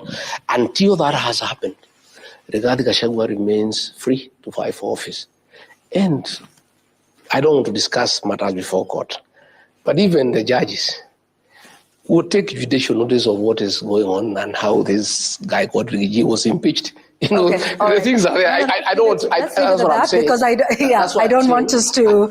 But you see, you are yes. the one. You see, you are the one who brought things that were before the Senate. Yeah, those speeches were before the Senate. No. I was tried on the same issue, so you are trying me the second time. No. Those speeches were not No, as they a were result there. of the Senate. Oh, There I was know a them. result of what you had said before. They were there. They were at the You are Senate. trying me a second time. Was I trying you a second time? Because you were asking me to make comments on matters I've already made comments before. No, but it's- we're holding you to account for statements that So you what I'm make, saying is, Mr. Rigathi. before I exhaust all the remedies available to me by law, and you know the law is very good. It gives somebody enough remedies so that you get fairness. Fairness, you know, All right, you know, and we they will- say, and you know, we let will- me tell you what they say in Uh-huh. law. They say it is okay for a guilty person to be freed, but it's unacceptable for an innocent man to be jailed. And we shall wait to And see that what is the why- court say that's- about that's that. why- that's I why want there are us to four leave it at that. mechanisms. Okay, I want us to leave it at that. Yes. And we wait to see what happens in the court of law and how far you take the process. But I want to hear your views on your other colleagues in the United Opposition who've also expressed interest in the top seat. What are your thoughts on Njiru, that's enough. party I leader mean, of that is- Wiper that Joe is- Party? He's a good man. He's a good leader. Njiru, that's enough. That is enough. So I think that matter should come to rest. This man never said that he will not be in the ballot box unless the guy said he is in the ballot box. And anything people come here to say that Gachagua is not qualified to be in the ballot box because this happened, that is a duplicity. And the reason I will not say it's a lie, it's because it depends with the state of your mind. Okay, Sawa. I think that one we will react. So maybe before I have PGR, Mukenya Mukora, do you have like 1 or 2 minutes to react on that excerpt? Yes, I do, please, with all due respect. You see, when I say the constitutionalism has to be done, and I've been here for a very long time talking about constitution, it is actually what Gashago is actually echoing. He's saying that yes, the constitution says that I have other avenues.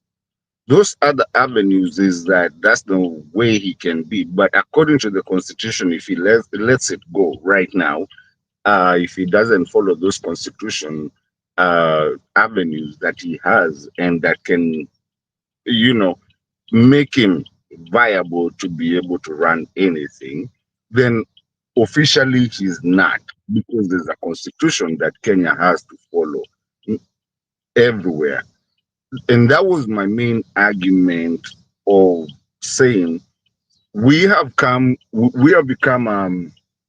a lawless African country that really does not follow constitution. We just follow who says and who says and who has numbers.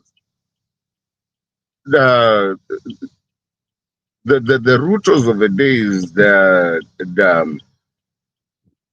Railas of the days, they've broken all the constitution we can ever find in this world of our own country. But then that's where some of us activists are asking, what is this constitution that we talk about? What is this covenant that we are talking about? Because you find people who are well educated, people who are well connected, really undermining the constitution, saying that this can happen just because we say it.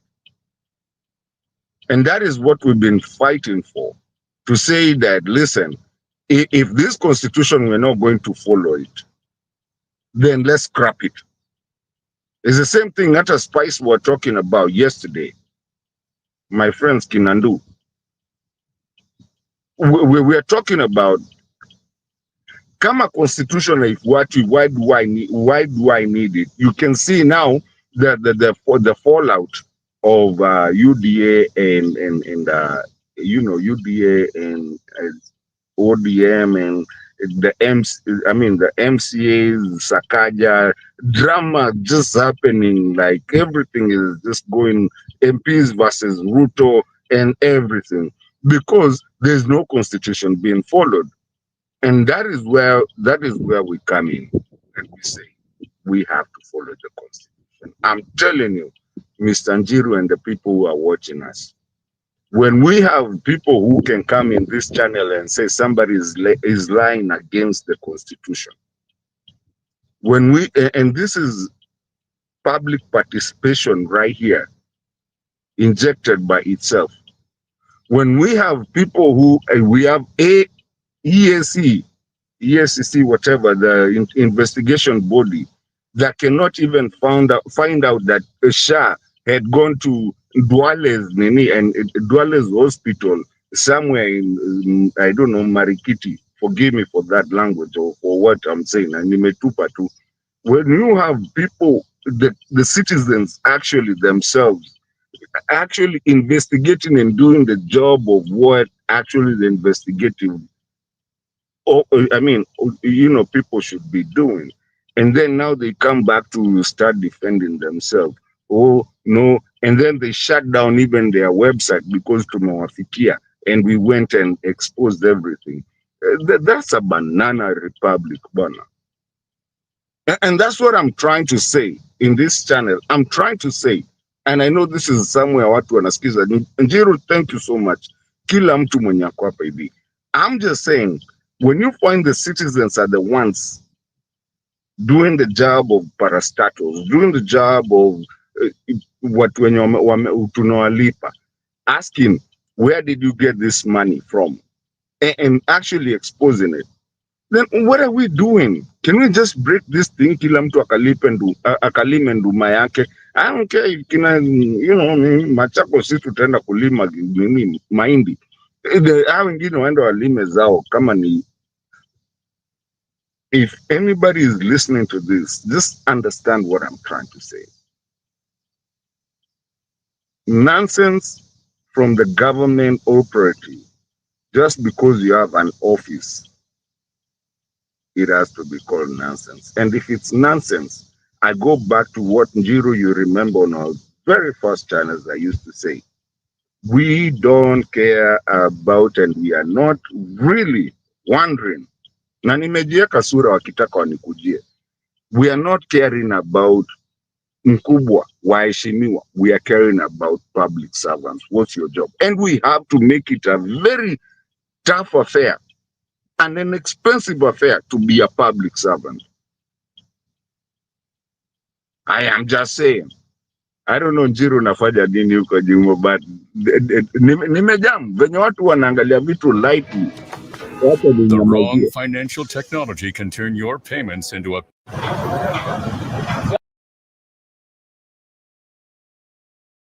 Nataka kukuonesha Oruoba kidogo, then we continue, please. Is that okay? Yes, na please, kabla nipotee uniache niseme kitu ya Oruoba ukimaliza. Wow. Yeah, so this is what happened to Oruoba today. Leta kotoda. Leta kotoda. Leta kotoda. Leta kotoda. Sisi tuko na order. Leta kotoda, mimi naenda kazini. Leta kotoda.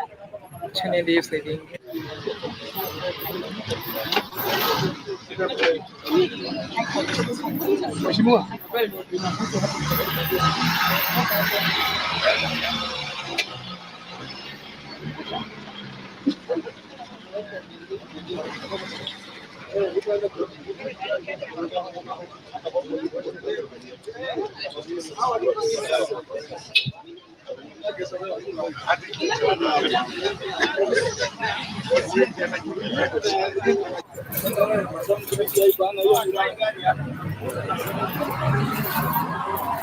Watu ekotoda, yule ananikuta hapa tu ekotoda.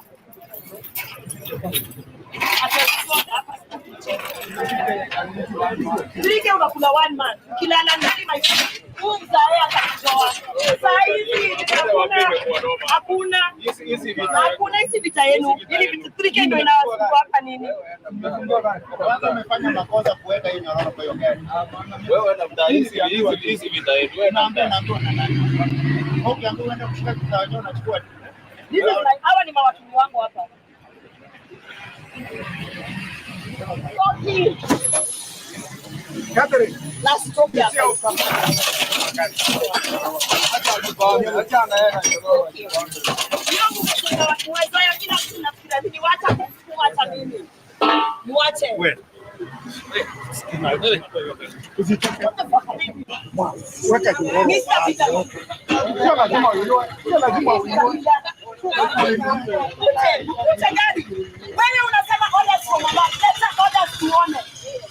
Leta orders tuone, mimi nawapa orders zetu. Na data kwa nje. Wale ambao waliojua wamesimama peke yao, wewe vuta, wacha kushtuliwa na hiyo kitu. Usishtuliwe mama, wewe vuta. Zime-obstruct. You're obstructing me from getting into my workplace. Hapo mnataka kuninyanyasa? Mnataka kuninyanyasa mimi? Vuta wewe bana, weka chain. Hapa tunaenda sisi sote kikeni. Vuta tuende. Vuta tuende.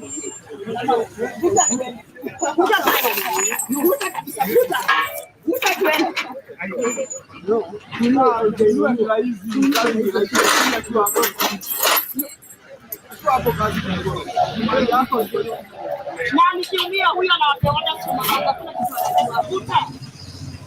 vuta gari. Leta oda, leta mvute gari. Vuta hii gari hata mimi kunipite. Vuta, unataka kunivuta, mnataka kuniwa kill me. Vuteni gari. Vuta, huyo anasema oda vute, vuteni gari. Vuta gari, muniweke mpaka ndani nayo, vuta. Vuteni gari, niko hapa. Vuta hii gari yangu, vuta wapi oda za kuvuta gari. Vuta. Huyo anakupa oda za kufuata oda gani? Vuteni gari. Nini wanaume? Nchi ya kila mtu, vuteni gari.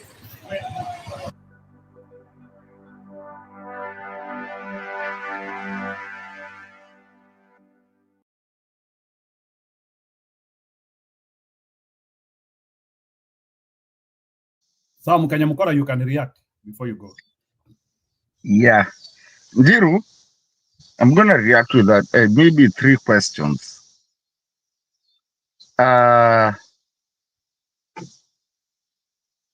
is this a career thing? That's what I've been talking about, the career politicians, that it's a do or die thing. What did Robert school for? And what is her profession? Why is it such a big thing that she has to get in there and she's fighting this other lady because she's been in, ametolewa. I mean, what is this thing that happens in parliament buildings or parliament precincts? What is it? Is it a cult or something that you can't leave? It is so addictive to you I think that she was trying to defend her job, even if it was a nomination job. I think was the procedure followed? Was the right procedure followed to get her out? Nikuuliza tu. Like, personally, is that woman supposed to be out of bunge, or was everything done right? Because it is her right. Like, ametumiwa mabarua na kuambiwa umetolewa ama alisikia tu kwa news. Unajua ni karamu inakuandikanga na ni karamu inakufuta. Karamu ilitumika kumfuta ama tu ni story za wabunwasi? Si tuliona vitu zake zikifanyika. I mean on that one, you're naweza simama on the other side, because I'm like, if you get impeached, you're impeached. If you get taken out, and especially kwanza this is a nominated, is not even an elected. But even though even elected does not give you immunity to do whatever you want to do, and there's a bigger problem that we have a case actually about the fact that if you speak anything within government precinct, parliament precinct, that you cannot be charged about that. When did you become above the law? Now, I don't like I think she's standing for something, but I don't like why she's being humiliated like that. But also even her, it's not a right to be there. It's not a must she be there. Alitoka kwa nyumba kufanya nini? Unakuja cause chaos huko hivyo. So I'm kind of conflicted on this one because I don't agree with her. It is normal to picket. Picketing does not have the amount of people who should picket. I think Orwoba has a right to picket if she wants. Is that or not picketing? I agree with that. I agree completely. 100%. She has a right to do it. But why is she doing it? Is it because of the money she was making? If she was a parliamentarian, is it what is she fighting for? Exactly. That's the question I'm asking. What is it that is so important for her to go cause all this drama? What is it exactly that she's fighting for? Okay. Let me tell you simply. I don't think we should even discuss Orwoba, but let me answer your first question. Orwoba has always been very clear. She was raised by a single father. She went to Kilimani Primary School. She has a diploma in architecture. Then she went on further to get a degree in social work. She has masters in leadership and management. That's what you asked first. What did she school in? Hopefully that's in your record. Secondly, our thing. Just because no, she you did that. asked, let me answer your questions. Then why did you ask? No, okay, Jill, protect me. So this is why I asked, trying to bring another person down, that what did she school? You ask here openly. Now you're being answered, you feel bad. I just answered what you asked. I didn't come here to answer a question that I created. You created the question, I've answered you. Simple and clear. So what you do with my answer, that is up to you. Okay? You asked, what did she school? She's an architecture, she's a social worker, she's a manager. Okay? So I've told you she did diploma, she did a degree, and she did masters. You asked, what did she do? Secondly, a few days ago, and because I think we are raw consumers of politics, the courts expunged the UDA internal ruling of expelling Orwoba from the Senate, which meant Orwoba, like Mwaura and the people in the last session of parliament, have a right to continue to serve. even when they disagree with the party. So basically what happened was, after a prolonged period of her obeying the order that UDA had put, that he cannot represent them in parliament or in the Senate, she went to exhaust her means. And the court was in her favor, temporarily gave reprieve and said she must continue serving as a senator until such a time when maybe the courts will stop her or will continue, because this matter was an agreement between her and UDA to go to court. UDA said, meet us in the court. The court gave her a temporary reprieve. So she was going back to work. That's what she said. I don't agree with Oruoma in many ways, since her days in UDA and how she used to behave, even in the Senate, by coming with bad and you all know that. But the simple question is, why did that happen? It happened because after a prolonged absence from the office that she was given, which she had put a case against, she was given a reprieve. She was going back. But, you know, there was no court order. There was nothing that these people were sent to tow her car. She was protecting her rights. Whether we agree with her or not, I don't know if she acted right or not. For me, at some point when she's anapanda kwa hiyo gari, endangering her life, I don't agree with her. But all this drama is happening because it's a creation of Ruto himself. Last session of parliament, when people within some parties disagreed, and obviously there was a recall clause to bring the nominated members, especially the senators, Mwaura, you know, notoriously Mwaura, and my cousin Millicent Omanga. The courts did the same thing that they have done to Oruoma. They gave a temporary reprieve. So this is not something new.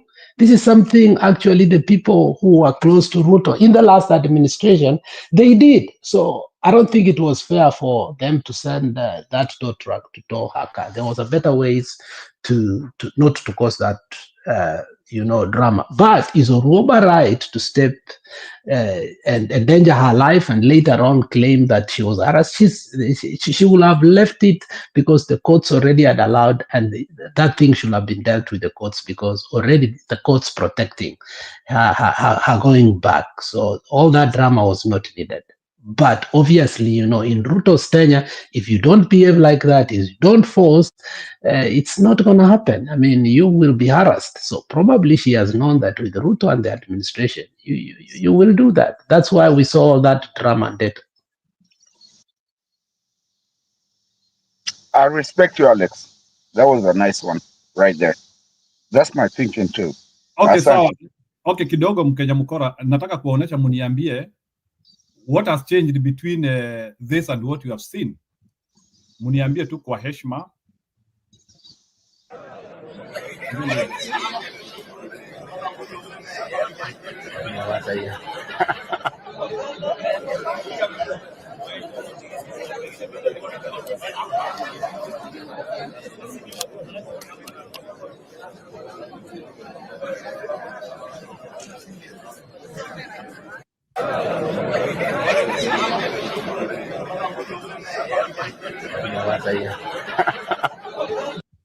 Sawa.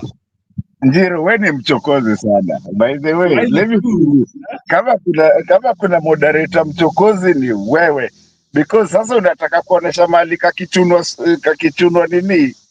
But I know where you're going. And Njiru, on an honest ground, that is the problem that is happening with Kenya. You see, watu kama hiyo time Oroba kakishikwa hivi kalikuwa darling. When you look at the same thing goes to Kimani Ichung'wah. Kimani Ichung'wah now is saying sijui Ruto ashikagi simu zangu, sijui nini. That's the same thing kushikwa tu, I mean, sarcastically. But when you realize what exactly is happening is a deal gone wrong. And unless Kenyans understand there is a deal gone wrong, kila mtu huku alikuwa nadhani yako pale tunaingia kwa serikali for different reasons. And Alex Pole, to hit you again, but for the constitution, but they never saw the constitution. They were there for the build. Is the reason even says unapata the Gen Z are uncovering the shark, she, whatever. Now they are, Njiru, that's the problem. Hapo Oroba kalikuwa kanishukua matako hivi, pole, sorry, my bad. Kanishukua mapaja hivi, kanaambia uko sawa, wewe uko kwa gava. It's the same thing. You look at Njiru, you were here, Alex was here. When Alex hujaona kabla ya Oroba ashikwe hivi, there is a gesture she did to Ruto. I think you watch carefully. Kuna kitu nataka uone hapo. Unajua, no, nimeona. Maybe ulikuwa unasema Njiru, not Alex. Umesema Alex hujaona. Maybe you said Njiru. You were meant to say Njiru. Okay, sema. Go ahead. Unajua, and this is let me, I don't know if maybe utanisamea hii yenye nitasema. Acha let me use, because language is contagious sometimes. Njiru akikuja hapa, nani ya Ndeta akikuja hapa anaombaga msamaha sana, mpaka pia mimi nimekuwa contagious, naomba msamaha for no reason. Let me say this. If you listen to Oroba, and I don't know who can advise her. At least my cousin Millicent could listen and not go further than what this lady is doing. In the corridors of power, and maybe Julia will not feel well, but this is a fact. In the corridors of power, I said it here before, and let me repeat it. A vagina is a manifesto. And it is so hard for people to take that. And you forget. Okay, let me even go rough on this. Njiru, if I was a billionaire and a politician, don't be surprised if I am in Estien's files. There is something about that. Bro, these things are not just in Kenya, they are here. So I don't know why these things perturbs you. Bro, wacha hizo vitu kando. This woman is fighting a war she cannot win. This is a bad war you cannot win. If you want to bring such things on a political podium, you will look, you know, let me tell you a story that many people do not know, just for the record. Baba is going to Russia with trusted members of parliament. In that meeting of the Kaluma Russian Hall, Elizabeth Ongoro was there. And Elizabeth had a verbal diarrhea in regard what had happened there. And she came out and said, oh no, this guy is a saint, he should not have done this. And that marked the end of Elizabeth Ongoro, the former MP for Kasarani, because she had verbal diarrhea in regard to what happens in the corridors of power, and more especially on the manifesto thing I said. Bro, let's not even discuss these things. Utafanya hata hii kitu yako ifungwe. You've seen other people, channel zao zinafungwa, wakina Kibe wakijaribu kufanya vitu zingine hapa. Zinafungwa the next day. Don't bring that manifesto. That manifesto affects everybody. And that is why, you know, I cannot release my SPN files here. Wachana maneno kabisa ya hiyo. Let's talk about something else. Alex, niko na swali kwako baba. Karen Nyamu.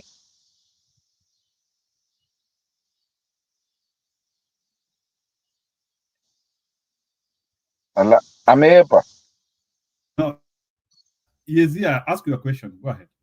Yeah, Karen Nyamu is out there talking matope and everything, and she's amejingiza kwa mashida zingine, anasema ati sijui alikuwa ameleta motorbike and sijui nini, watu wakae sijui they have to go register, they have to register the motorbikes before they give people, na mkiongea matope hizo motorbike hata tutakosa kuwapatia. And knowing the character of Karen Nyamu, and there's a point, there's a reason I'm talking about this, because when you look at a politician that is coming to tell you that ndio mlikosa ndio maana mkupata hizo motorbikes, and anyway we need to go and register these motorbikes, why did you bring them without registration in the first place? And as stupid Kenyans as we are, we accept that hizo motorbikes zinafaa kuregistiwa na mwenye anakuuzia. I believe, and everything that I know is that whatever you buy, you go register it yourself. You don't get, it doesn't get registered by the government. So I wanted Alex to talk about Karen Nyamu because Alex is becoming very comical today and straight to the point. Hata wewe Njiru, muniambie. And the reason nimeletea story is because I'm trying to cover what, trying to come in to accept with, agree with what Alex is talking about. Because Karen Nyamu, we've known, I don't take people or female or whatever kwa chini, but sexualism has been there. We know how many things tumesikia kutoka Dubai. We know what Karen Nyamu does. And, again, this is somebody who enjoys our hard-earned money. What is going on here? Maybe Njiru and Alex, maybe because tumebaki tuko hivyo, maybe y'all can tell me. Leo nimeamua sijifichi, leo niko hapa.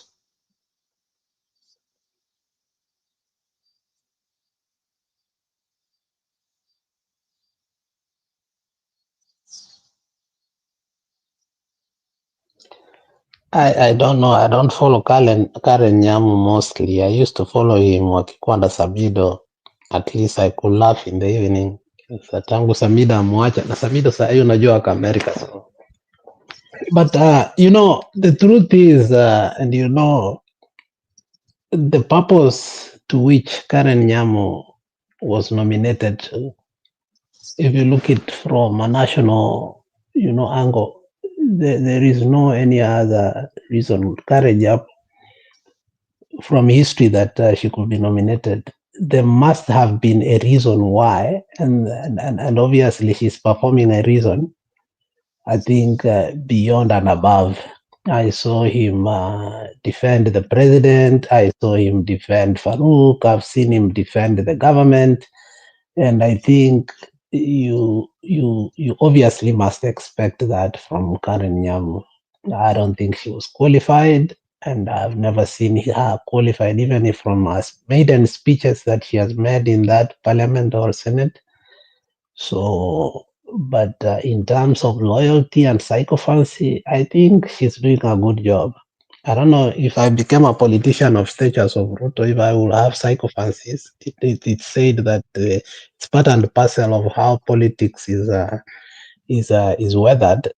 So I think Karen Nyamu is just doing what she was nominated to do, and obviously she cannot face the electorate to be scrutinized and be elected. She can only be nominated as of now. I don't know if the future will change. So I have no problem with that. Let her do, because those 5 years she needs to go home richer than before. There is a story that I would like Njiru to highlight, and it comes from the backdrop of Gachagwa's interview. Raila spoke and say he has become very unpopular and he does not regret it. He will stand firm on his position. I don't know if you saw that. And many people may not understand the hatred that Raila has had to people, and he was able to maintain the cool and was not able to come out blazing. But his hatred for Gachagua seems unhidden. Like he can't hide it. Every time Gachagua has an interview, utasikia anakuja anasema alisema ataweka mitego, alisema hivi shareholders nini. But today again, given an opportunity to come and address whoever he was addressing, again exposed his hatred again against Gachagua. That I must finish my mission of finishing Gachagua, even if I have to bring the country down. I don't care how many people will hate me. He acknowledged that he has fallen in touch with his supporters. And I think that was the greatest statement Raila said in the recent times.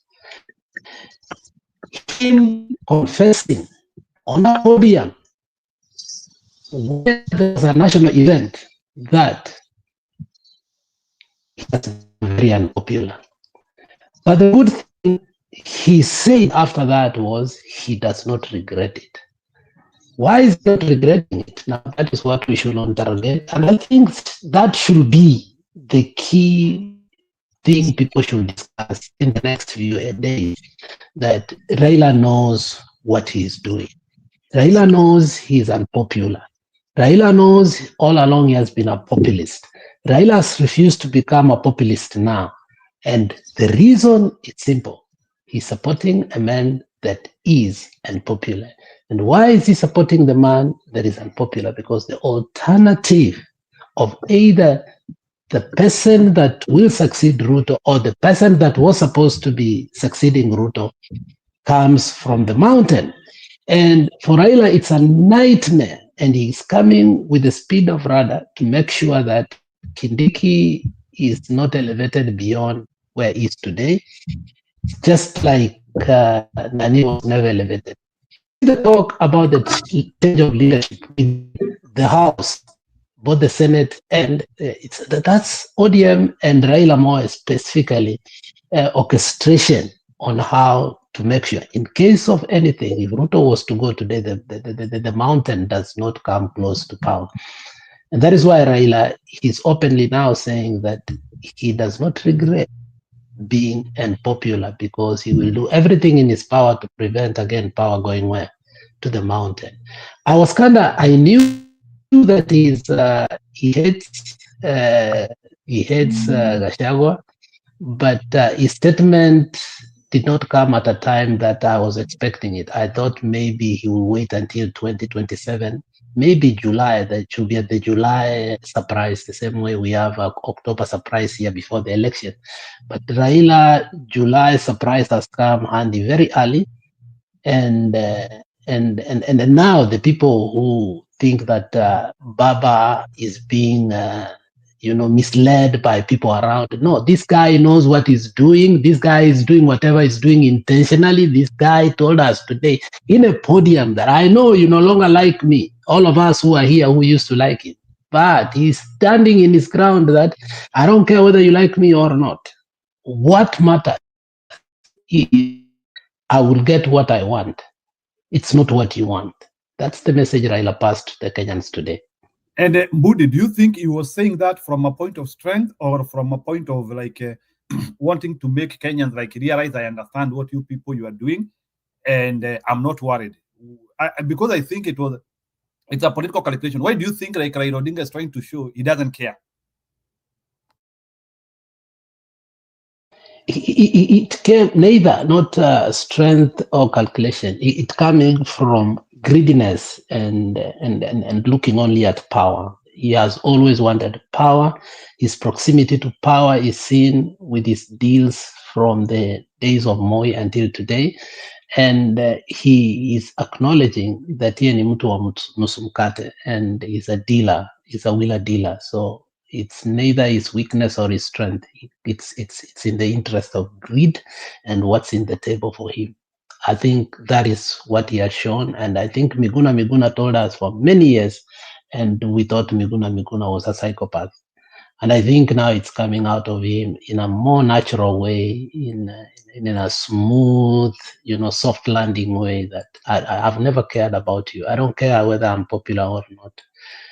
What I care about is what Ruto is doing to me and to my family.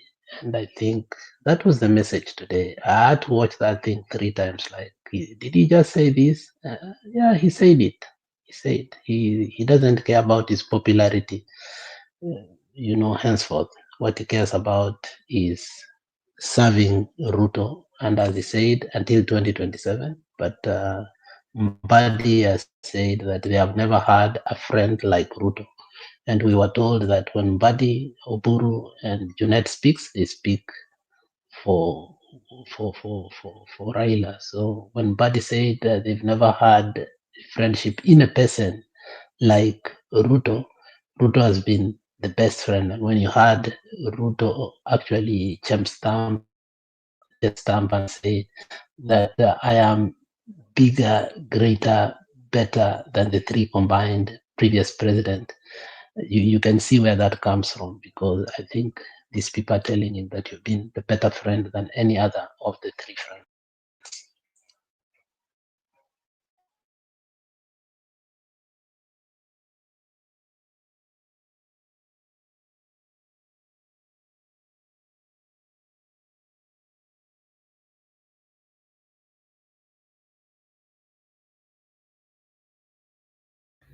Okay, sawa. So Mukenya Mukora, what have you to say about that as well?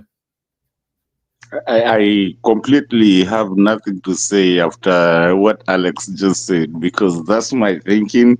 I have nothing unless mletest topic ingine bado niko hapa, but that what Alex just said. I'm telling you story ya Raila Odinga, where I wanted you to react on that issue of Raila Odinga. No, Raila, man, unataka niongee hii kitu na Alex ashaimaliza. Nataka uongee like why is Raila Odinga now accepting he is no longer popular and he is still working on that front which is destroying his hope? Is he not worried of his political career? Like why would you still continue in a place which is killing you?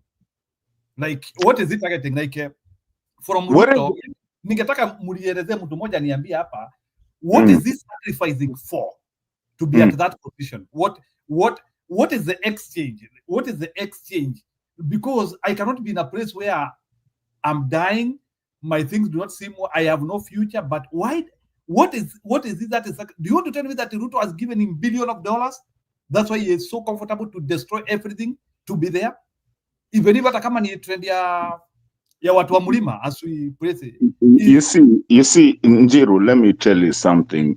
If you ever watched even a cow or even an animal die, they still have that last kick. The thing is that Raila took, he played a game with a cobra, and the cobra hit him. And the cobra was that 24th of last year. The new guys who are coming, they're Gen Zs and whatever, but he played with that too much that he thought he was the only one who can castigate Amanda Mano and all doing that. But then it became too old, because that's why you feeling people saying, Moi, Kibaki, Uhuru, Sasa Ruto. So Raila is done. Raila is gone. We don't care about, people don't care about Raila. And so he has tried, and he knows it's over. However, he tries to come back, he's in the broad whatever, whichever government he is. And so now that's why you're finding even the fallout between, you're finding these guys who used to be diehards of, propagating about civil rights and whatever. They're also running away from him. So he's the king without clothes, both of them, him and Ruto. And because the clothes are being taken by the young people and the educated people, and also the diaspora and people who are actually thinking a lot. Even some of our parents have already taken the clothes and hid them. So Raila right now, he can try to do whatever he wants to do, but he has hakuna mtu anasikiza Raila saizi, hakuna kitu iko. That's why he's trying to stick on the Kasainda, just try to stay on a nice place with people. But nothing is going to happen. Sijui kama nimekujibu, brother. That's why you find in Ata Gachagua, the people are not really on him. It's just that they just wanataka tu ukelele too, because it's just done. The thing that you used to call ODM is completely gone. The thing you used to call Nini Jubilee is completely gone. Right now, kitu yenye iko says people are just thinking about what are we doing with our country.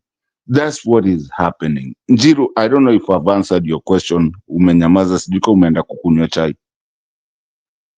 or anyone else can answer. Na nani Julio, umenyamaza sana.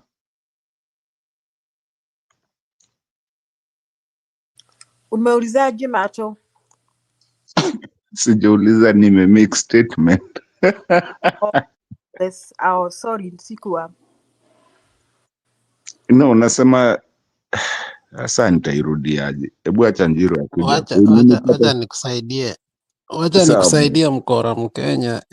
So Julia, hii ni yako sasa, ningetaka utuambie kama this is good or bad. Julia, unanisikia? Yes, yes. Sasa Julia, unajua mimi nilikuwa nafikiria Miguna kichwa yake sio mzuri, but iko wakati Miguna alitengeneza clip a couple of years ago akatuambia how Ruto was sired and he's on a path. There's a name he used, I forgot, of being reckless in bed, and he has sired so many kids.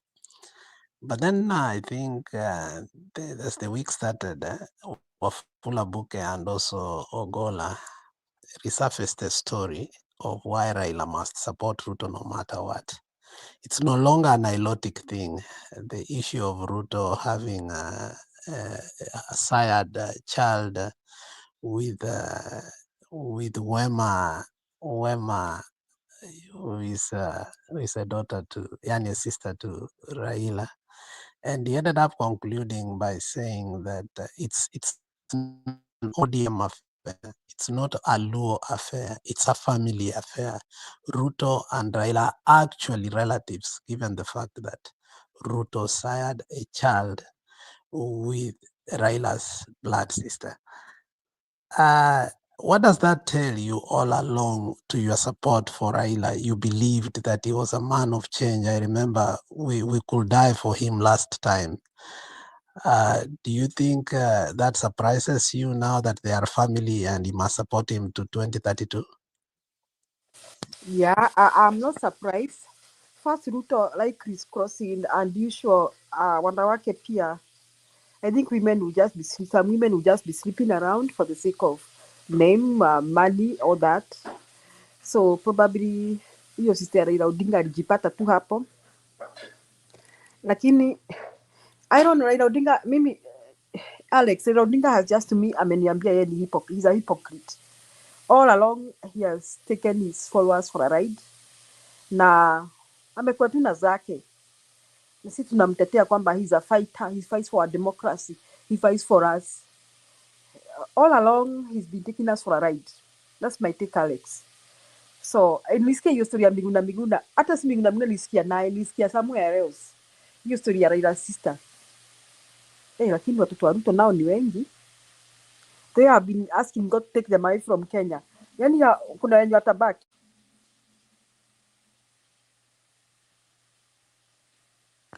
Yeah, and that is why I think the whole issue of us for a very long time walking on eggshell, kuogopa. And you know, I was bold enough, and I told you earlier, I don't know kama ulikuwa unaonanga ni mchezo, I told you, me have declared my support for Gachagua. Have you already declared ama bado you are still stuck with Matiang'i? Okay, I'm not stuck with Matiang'i no more. I guess he's amekata ku rise up to the occasion. And yesterday, Alex, after I watched that debate, and then I watched the social media reaction from all across the age divide, even across the tribal divide. I came across bloggers and I came across TikTokers who I can tell they are not from the mountain and who are like, Gachagua is the only person fighting the battle that we need fought. And they were like, if it is him, let it be. And I came back to myself and asked myself, kwa nini nchi kama Burkina Faso zilifika zikaona afadhali Traore?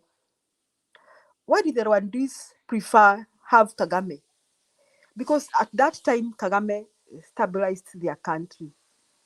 At that time. Okay? Now, you remember the story of, is it Milton Obote who threw out Idi Amin Dada with the help of Tanzanian government. So at that day, they needed Amin to be out of the country and out of the government.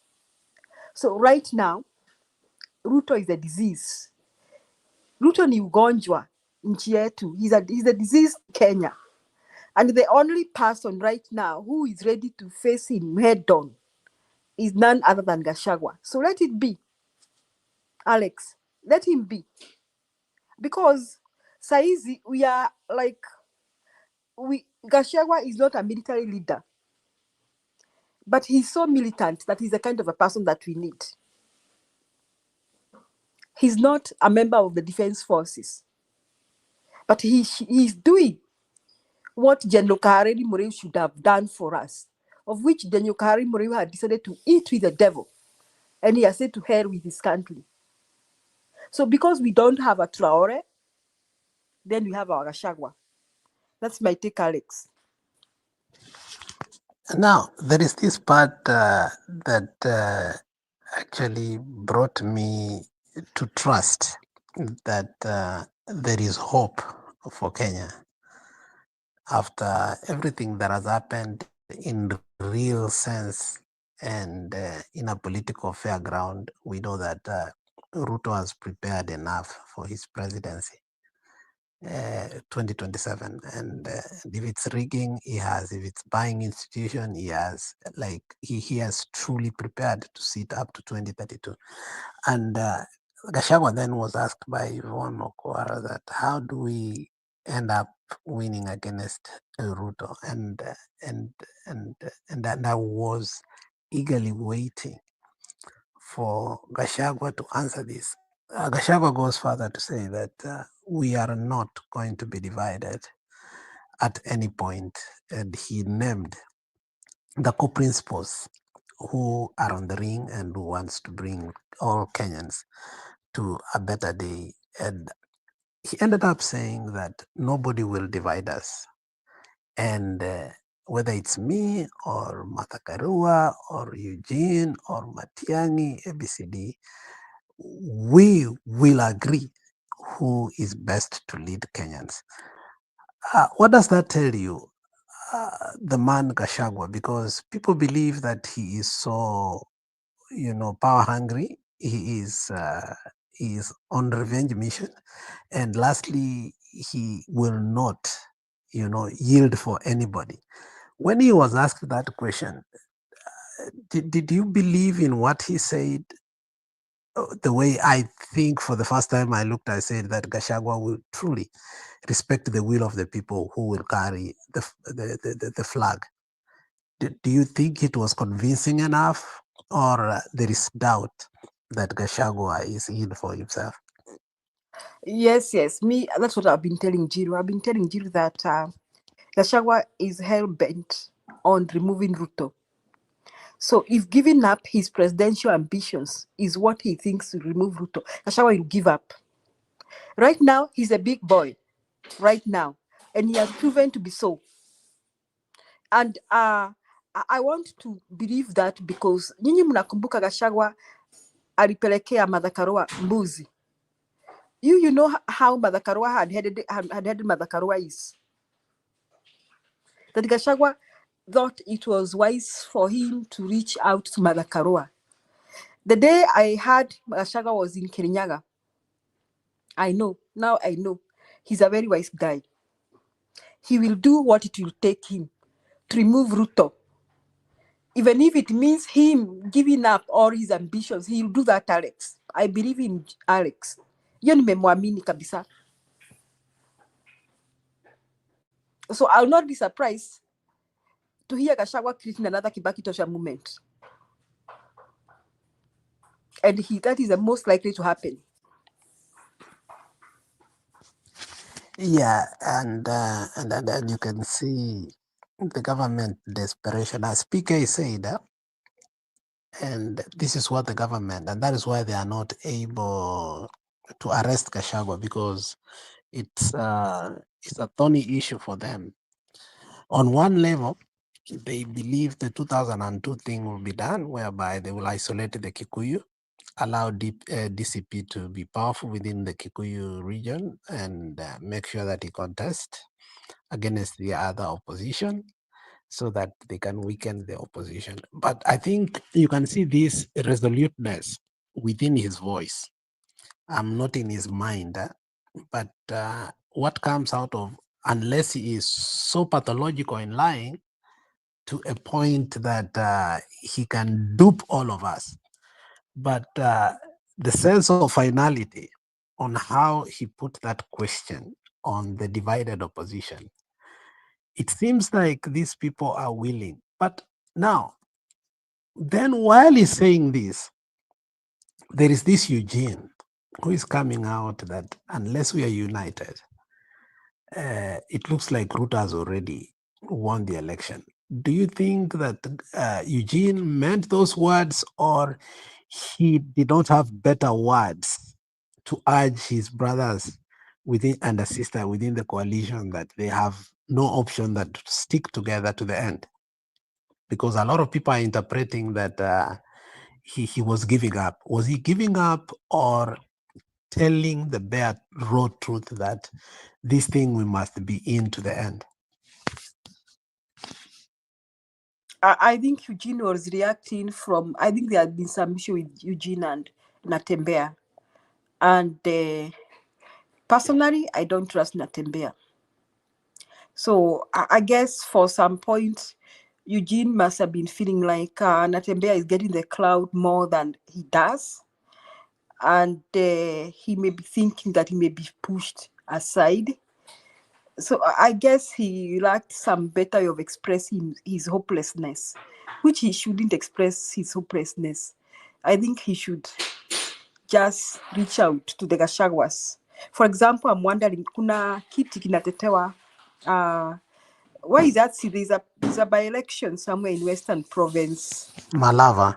Yes, Malava. I think they should sit and just have one candidate. I was telling Giro the other day, it is not our wise thing to have DCP and DAPK fronting a person. They are going to divide the votes and they are going to allow the UDA person to win. So I hope that Gachagua and Eugene especially will sit and agree on one candidate, and Malala for that matter. So I don't know whether that is what Eugene was referring to. It is high time they shouldn't talk at each other through the press. They should talk with each other in a round table. That is what I think. Yeah, there's a day I made a precaution and I said these words shows the deep persona of an individual, and people reveal who they are unintentionally. And I said, yeah, he might have meant this, but this personality, should be looked into.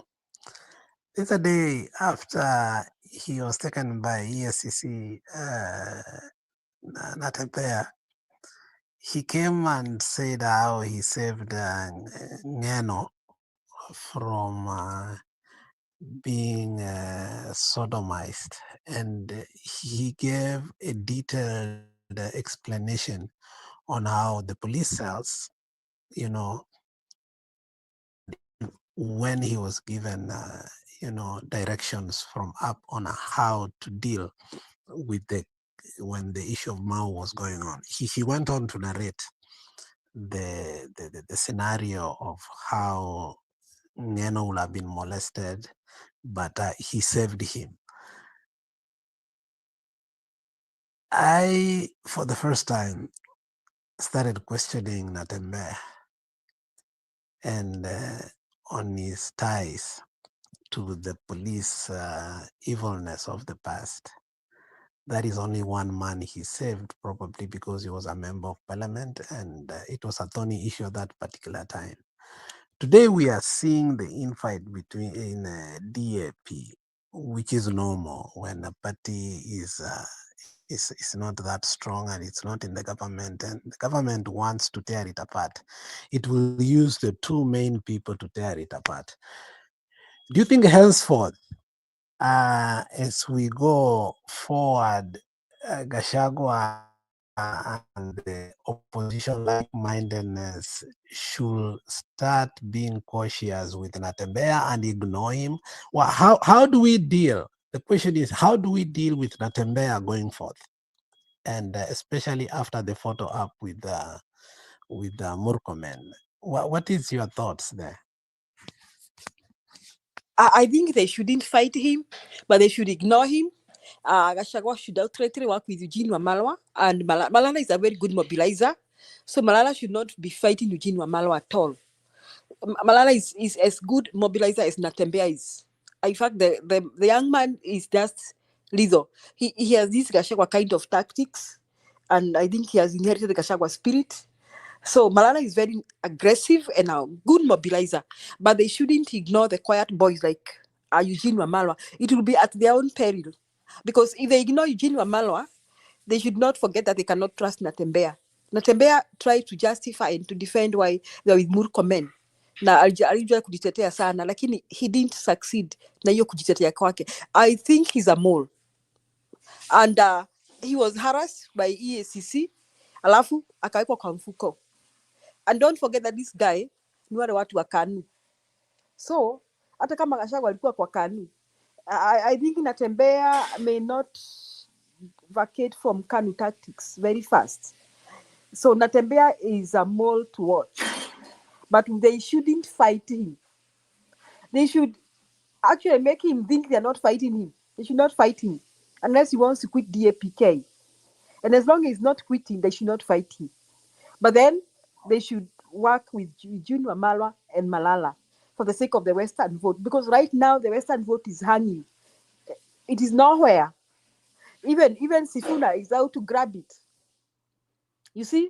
And they shouldn't even fight Sifuna and team. You know, jana nilisema kwamba that force coming up with Sifuna and Babu. I don't like Babu. You know, I count him as a criminal. But the fact that they are eating into Kasongo votes, that's a good thing. So they shouldn't fight anybody, but they should empower DAPK in Western. DCP is very aggressive, but I kind of feel like it is intrusion. If they decide to seem like they have a friendly fire with DAPK in Western Province, it will be for their own ways. They will give. Don't forget, Waluya Pia, they vote everywhere. You people, hata kama it is said Wetangula have stole votes and all that, weren't you people surprised to see how Wetangula amassed support for Ruto in Western Kenya? Weren't you? I was personally surprised. So given a small inch in Western Kenya, Ruto can still get some votes, either za kuimba ama for stealing or legally or both. So Gachagua and team should not give that room at all. And the only way is to work. Hata kama Wamalwa is quiet, they should not ignore him. Remember, the Wamalwa family still has a name in Western Kenya. Whether it is Wamalwa Eugene or the late Kijana Wamalwa, they have a good name. Na kuna watu wa Western Kenya wenye they have worked for Kenya and they had their support from Mount Kenya region. Even akina Mudi wa Ori and the likes of Mudi wa Ori and the others. There are people who Mount Kenya region have had a soft spot for them. So Gachagua should perpetuate that soft spot for those Western Kenya leaders, whether they are aggressive or not. And by the way, they make good deputy presidents. They make very good deputy presidents. They may be feeling bad and maybe thinking that it's time for our presidency, but they make very good running mates. Our to Western Kenya. So Gachagua should reach out to them. That is what wisdom calls. Reach out even to the weak and the meek. The people that you think are also aggressive, the people that you think are not matching your style. Reach out to them and warm them up. Fire them up. People, you remember when Gachagua was walking around with akina Kalonzo. Mliona hata Kalonzo alikuwa amepata sauti. You know, that spirit spreads. You share the spirit. You share, you pump them up. That's what you should do now. That's my take, Alex.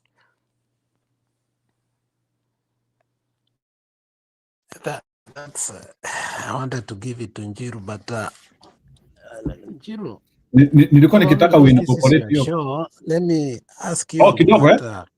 Can you incorporate No. what father is saying? So on this thing, as I go out, I wanted to know, Njiru, do you think it's right for us openly to say that and insist that the Western region makes good running mate, which is actually a fact, but can that one hurt us?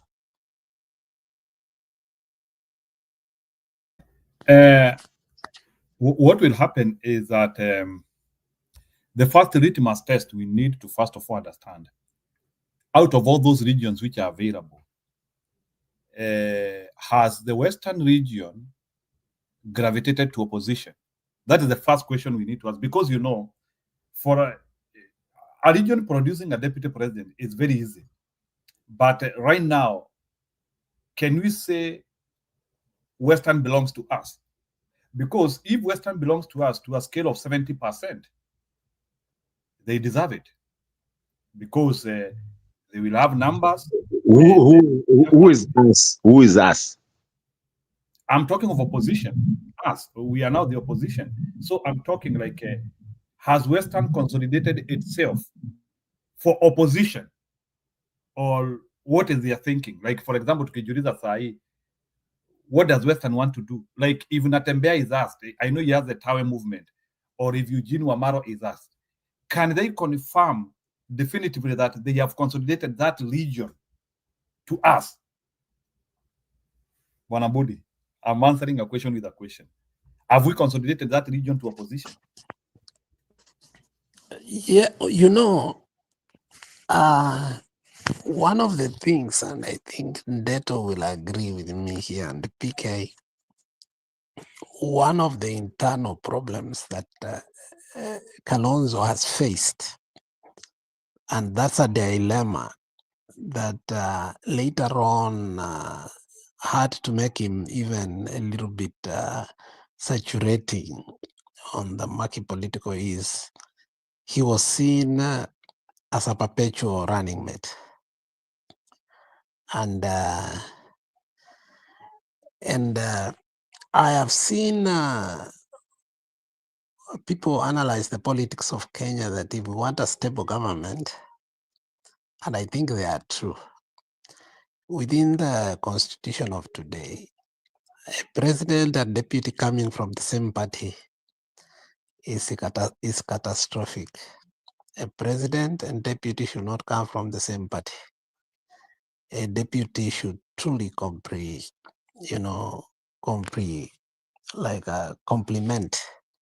the president. It's like a husband and wife thing. They are in a union of marriage, but a wife comes as a helper in a biblical way. And I think that is what I think Julia was basically saying. However, when we say 70%, I am wary of those numbers, more especially having gone to school in my primary in Bungoma. Those can flip anytime, especially the Bukusu. The problem with Western, it's too many sub-tribes. There are too many differences. But and that's what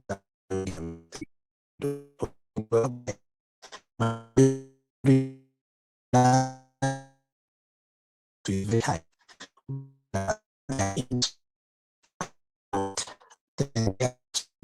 Umeanza kupotea, Alex,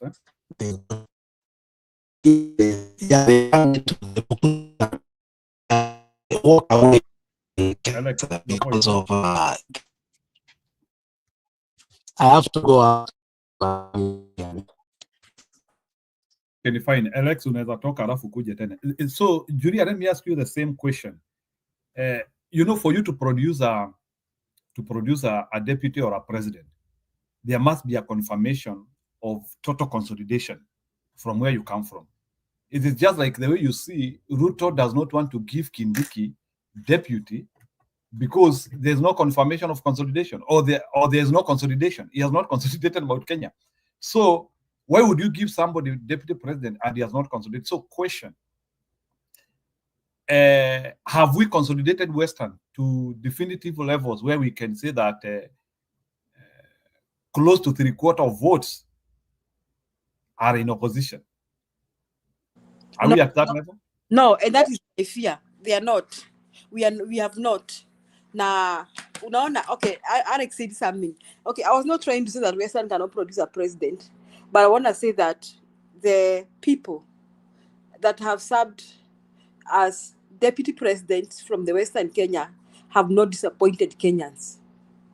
And people would easily go for another person again for a running mate because they have not. Ukiangalia the days of Michael Wamalwa, Kijana Wamalwa, Mudi Awori, I mean, they are not a disappointment. Unaona deputy president, just to answer Alex, deputy president Mtu Menye is a principal assistant of the president. Is a right-hand person of the president. Is a person that the president should even entrust the country with. Is a person that even the president can hand over and say, hii nchi nimeachia fulani. So the people who have served the deputy president from Western Kenya are the kind of people that I think their bosses would easily hand over the country to them without worrying. Kwamba they will polarize the country or watapora mali. They are people that could be trusted. So they have given us very good examples of the people who have served for Kenya. And I think none of them has had scandals. Sina habari kama kuna mwenye alikuwa na corruption scandal. So let us give it up to them. Now, we have not unified the support in Western Kenya. So Waluke anatoka wapi? Waluke has not been deputy president. Has never served as deputy president. So I mentioned the people who have served as deputy presidents and have come from Western Kenya have not disappointed Kenyans. Therefore, we can always use them as examples and illustrations and say, and then a deputy president material is somebody who can also take instructions. It's not somebody who comes in kama mtu anakuambia serikali nusu ni yangu na yako na nusu ni yako. You are the principal assistant of the president and you want to give him instructions. That one doesn't work. So kuna watu tu kama Who's the third in power right now? Is it Wetangula? Where is he from? Wetangula is not a deputy president. Musalia Mudavadi alitoka wapi? Musalia has never been a deputy president. Has he? Musalia Mudavadi was a deputy president. Okay, Musalia Mudavadi was a deputy president, but still Musalia is not arrogant. And he may. So what I'm trying to say is that let me use the majority. We can still go back. I mean, for me, I still think that the Western Kenya, in terms of their numbers and the history they have kept, they are most likely to have among the top 2 people in the country in the next general elections. In terms of their numbers, you see, we shall not be ignorant even of the numbers. We shall be very genuine and think about the numbers too. So that is why I was of the idea that Gachagua, like Njiru is asking, have we unified Western Kenya? No, we have not. So they should now spend time unifying Western Kenya, and they should not ignore them. Even if they think they are not aggressive, they should not ignore them. And even if they think they are more aggressive than they are, she still should not ignore them. Their numbers matter. It is time to demystify hiyo kitu ya Wetangula ati kuna watu kule mlimani wanaweza pigia UDA when the rest of Kenya is feeling no. It is time to bring them on board, like the days of Matiba and Martin Shikuku. Matiba succeeded successfully to mobilize Western Kenya. He succeeded successfully. And even those who did not vote for Matiba voted for Kibaki, which means it is possible to bring these votes in. It is possible. So they should not ignore them. That's my take. So, Njiro, we have not. Kuna kazi hapo. Now, if we have not consolidated, do you think Ruto can penetrate that area? Because now, if we have not consolidated, it means that place is open. Do you think? Yes, he can. He can. Just the way, you see, we should not, unajua wakati wa Raila Odinga, we were very foolish here and blind. We were all singing Baba Baba. Ati Baba naskizwa, ati Western sing Baba. Mi hiyo kitu ya kwa place ya Mudavadi, ya Wetangula, inishangaza sana. That one shocked me. You see, if Wetangula stole votes, it's because the numbers allowed him to steal the votes and the support he had. People tell me that, I know some lawyers who are my friends who keep telling me that they come from place ya Wetangula. Na wanasema ati Wetangula stole. But they gave him room to steal. I asked him how. He even stole and had MPs. Yani aliiba mpaka akaibia MPs wake. How? Mlikubali mpaka aibia MPs. So, it is because some people voted for those MPs. That is why he stole. Are we saying that there are some areas where we are not safe, even with the destructive record of Ruto? Yes. The capacity of him to penetrate? Kenya. Me, since the days of Baba, now I believe that Kenya can still vote for Ruto.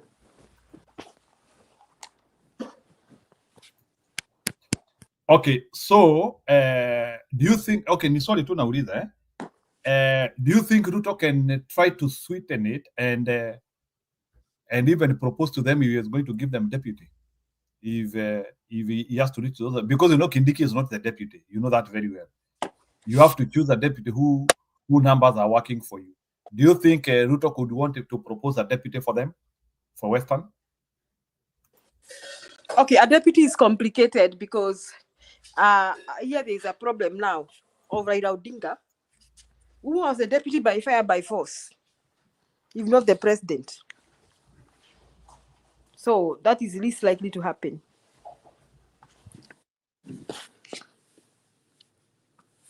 Now, go ahead. Na bado Ruto akona ugonjwa ya kufikiria kwamba ati Mount Kenya can come back. He behaving like a jilted rubber. Unajua kuna kuanga na ka obsession ka Mount Kenya. Ruto has some obsession with Mount Kenya region.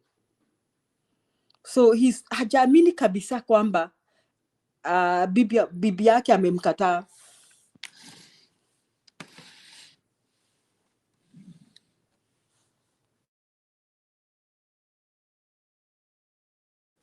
I'm done, Jiru.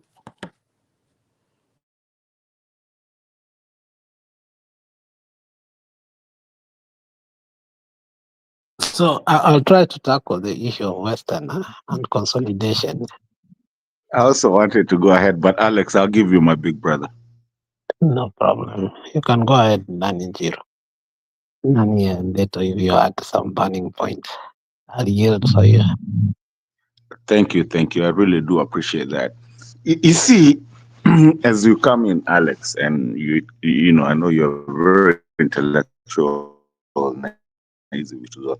but you see, every time I listen to this discussion, we're talking about regions, and probably I will nitakwaza mtu hapa hivi, kuna mtu nitauma vibaya, and I know I'll get a backlash. But I believe the politics of Kenya has been toned down to regions, to where we're saying, like now we're talking about, you know, Western, how many numbers come from where and who's going to be a president because of these so-called numbers. And that is the reason we've lagged behind to a point that we just look at Nikki Nanani, like now sijui kuna hiyo Murima, Mount Kenya, sijui whatever.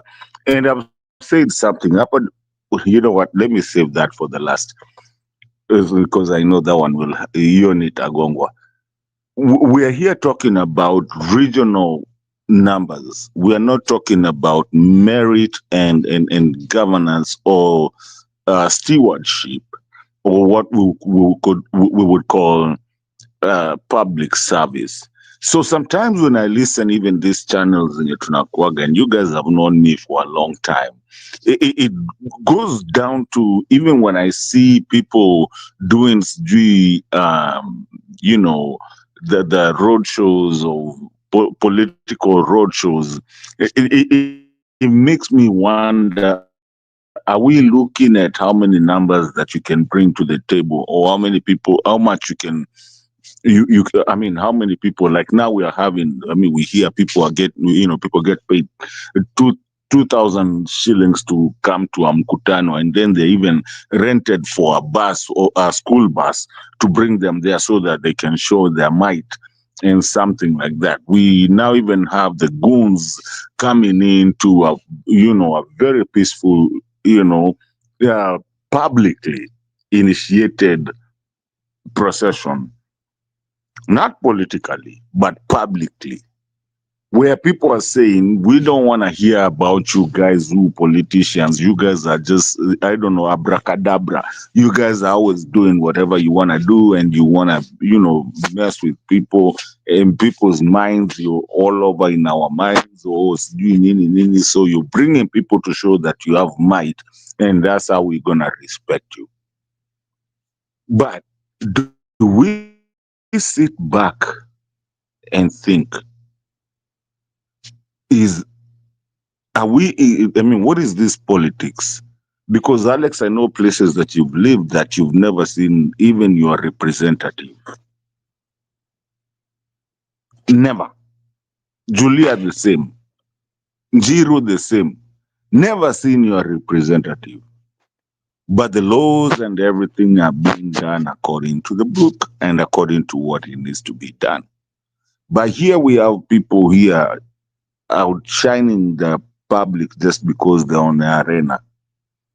I was mesmerized to count 100+ cars on Ruto's entourage as they are passing. There's a guy going around counting the cars, and there was a governor that had almost 46.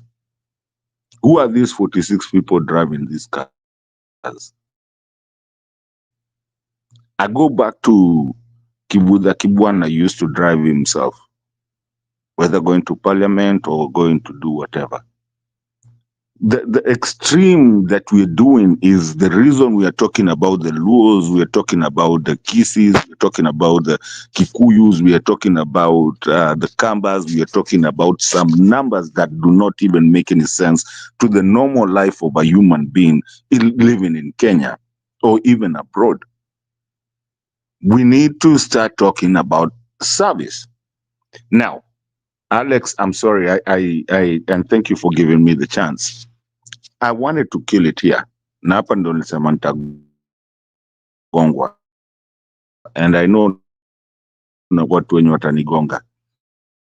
I am of the biggest idea that for the next 2 or 3 election cycles, we choose someone of integrity, someone that really hata kama ni yako kama mosquito, but we stay away.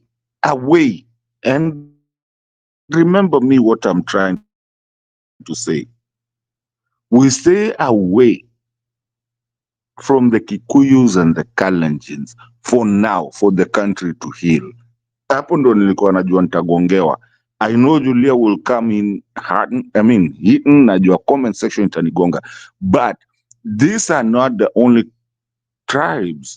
They can actually also survive. And at that point is where I come in, hata nikisema, if it's Matiangi, but I don't even want that Matiangi. We just need to do a whole overhaul. And that's what you do normally. Ukipata kitu imeharibika, you just do a whole overhaul. We just need to do it. These 2 people has made our country become so tribal and so trivial in some things. I'm sorry. Alex, nilijua nitagongwa. For now, I'll just keep quiet. Back to you, Alex, and thank you for giving.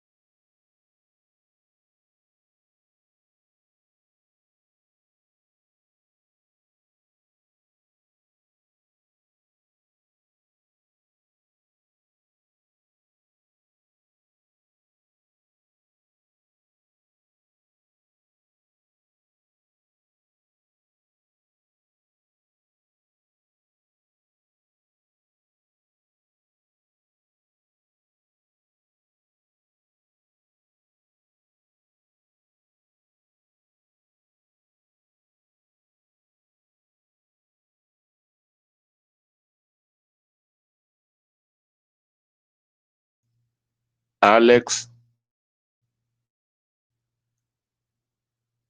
Mr. Njiru,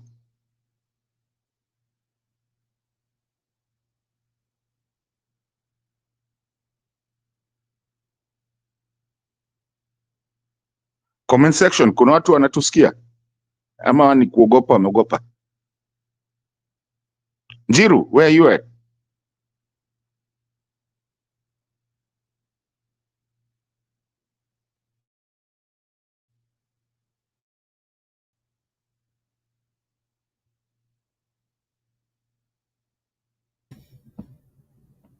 Okay, sawa. Wacha niwachezee video iko hapa Mkenya Mkora. Muniambie, you can react to this. Gachagua brought it out in the interview when he was saying, wakati Gachagua alisema ya kwamba Ruto confirmed corruption himself at the impeachment. Watu ni kulipo ameripo. So you can react to this and you tailor the two. The leaked messages in Thank our you. possession suggest that MPs have chosen to be mere puppets of President William Ruto. When he says jump, they don't ask why. They say, how high? President William Ruto is seen sending a WhatsApp message to the MPs at 10:14 p.m., instructing them to approve the nomination of Professor Kithure Kindiki as Deputy President of the Republic of Kenya. He says, and I quote, "Teammates, we thank our Almighty God for bringing us this far. We trust God in all situations and commit our nation to Him. I have just forwarded the name of my nominee for Deputy President to the National Assembly for your consideration and vote. I request you to kindly consider the nominee positively. God bless you, and I am entirely grateful for the support. WSR." During the last year's Gen Z protest, Senator Aaron Cheriot is seen in the same group saying, and I quote, "At the height of Gen Z protest, we managed to slow down internet, and that saved the day. You cannot do that with Starlink." A clear sign of collusion. In another instance, Governor Irungu Kangata congratulates the president for appointing Professor Kithure Kindiki as deputy president after Gashagua's removal. And this does not leave Gladys Bosch-Shilley, the deputy speaker of the National Assembly, out either. She has a fair share of this discussion. According to lawyer Kiroko Ndegwa, this shows that parliament has been captured. We have a parliament that is full of bunch of rent seekers who cannot survive by their principle. They need a favor here, a favor there. And no wonder why even they are willing to reduce that house by sexualizing everything. You'll see members of parliament being paraded by the PA to the president. Oh, huyu akilala kwa kitanda simtalala vizuri. That's what that's the best they can give. And what's the way forward? It purely means that Kenyans, we are on our own. That time is right for us to exercise our sovereignty directly, because indirectly it's no longer working. For millions of citizens, the betrayal is clear. Parliament has stopped being the people's watchdog and become the president's echo chamber. Haman Kamariki, KTN. Staying in the August House, the Senate is this week. So, hiyo message ya one time ni gani? Njiru, sikushika hapo, nilipoteza because of Wi-Fi connection and getting into my house. Explain video. Wacha turudie. It is impossible to explain. Have chosen to be mere puppets of President William Ruto. When he says jump, they don't ask why. They say, how high? President William Ruto is seen sending a WhatsApp message to the MPs at 10:14 p.m., instructing them to approve the nomination of Professor Kithure Kindiki as Deputy President of the Republic of Kenya. He says, and I quote, "Teammates, we thank our Almighty God for bringing us this far. We trust God in all situations and commit our nation to Him. I have just forwarded the name of my nominee for Deputy President to the National Assembly for your consideration and vote. I request you to kindly consider the nominee positively. God bless you, and I am entirely grateful for the support. WSR. During the last year's Gen Z protest, Senator Aaron Cheriot is seen in the same group saying, and I quote, "At the height of Gen Z protest, we managed to slow down internet and that saved the day. You cannot do that with Starlink." A clear sign of collusion. In another instance, Governor Irungu Kang'ata congratulates the president for appointing Professor Kithure Kindiki as deputy president after Gachagwa's removal. And this does not leave Gladys Bosch-Shilley, the deputy speaker of the National Assembly, out either. She has a fair share of this discussion. According to lawyer Kiroko Ndegwa, this shows that parliament has been captured. We have a parliament that is full of bunch of rent seekers who cannot survive by their principle. They need a favor here, a favor there. And no wonder why even they are willing to reduce that house by sexualizing everything. You'll see members of parliament being paraded by the PA to the president. Oh, huyu akilala kwa kitanda simtalala vizuri. That's what that's the best they can give. And what's the way forward? It purely means that Kenyans, we are on our own. That time is right for us to exercise our sovereignty directly, because indirectly it's no longer working. For millions of citizens, the betrayal is clear. Parliament has stopped being the people's watchdog and become the president's echo chamber. Haman Kamariki, KTN. Staying in the August House, the Senate is this. Thank you, Njiru. Do you know, I was really, kwanza kuna zile messages, the ones, I think those were the ones that were leaked on Standard. And I feel a certain way about the people who leaked those messages because of where they got them. Probably says wanafuatwa. But Njiru, this is the nonsense that I've always said, that for the longest time that I've been here. This is the nonsense that really ails our country. You will find someone coming here, even on an international podium like this, and come and still defend that nonsense that we even saw there. I actually wanted, because I know there's more of the WhatsApp messages. And these guys will tell you very well. Kimani Ichung'wah will stand on in parliament and tell you, even they've kicked me out of the WhatsApp group. These are the things that these guys are talking about. Then what else, Mr. Njiru? You're a doctor. What else do Kenyans need to know? Do we need to be on talking 24/7 and everything? What else do we need to do? It's so embarrassing to even see something like this and even discuss about it. What are we discussing about? What did I miss? Which part of the page did I miss? When you're talking about she doesn't know what is doing, people are being. What is it? Are we damn stupid or both at the same time? And I'm sorry to say that, because ni kama tunakuanga tumeandikiwa kila kitu kwa meza hivi.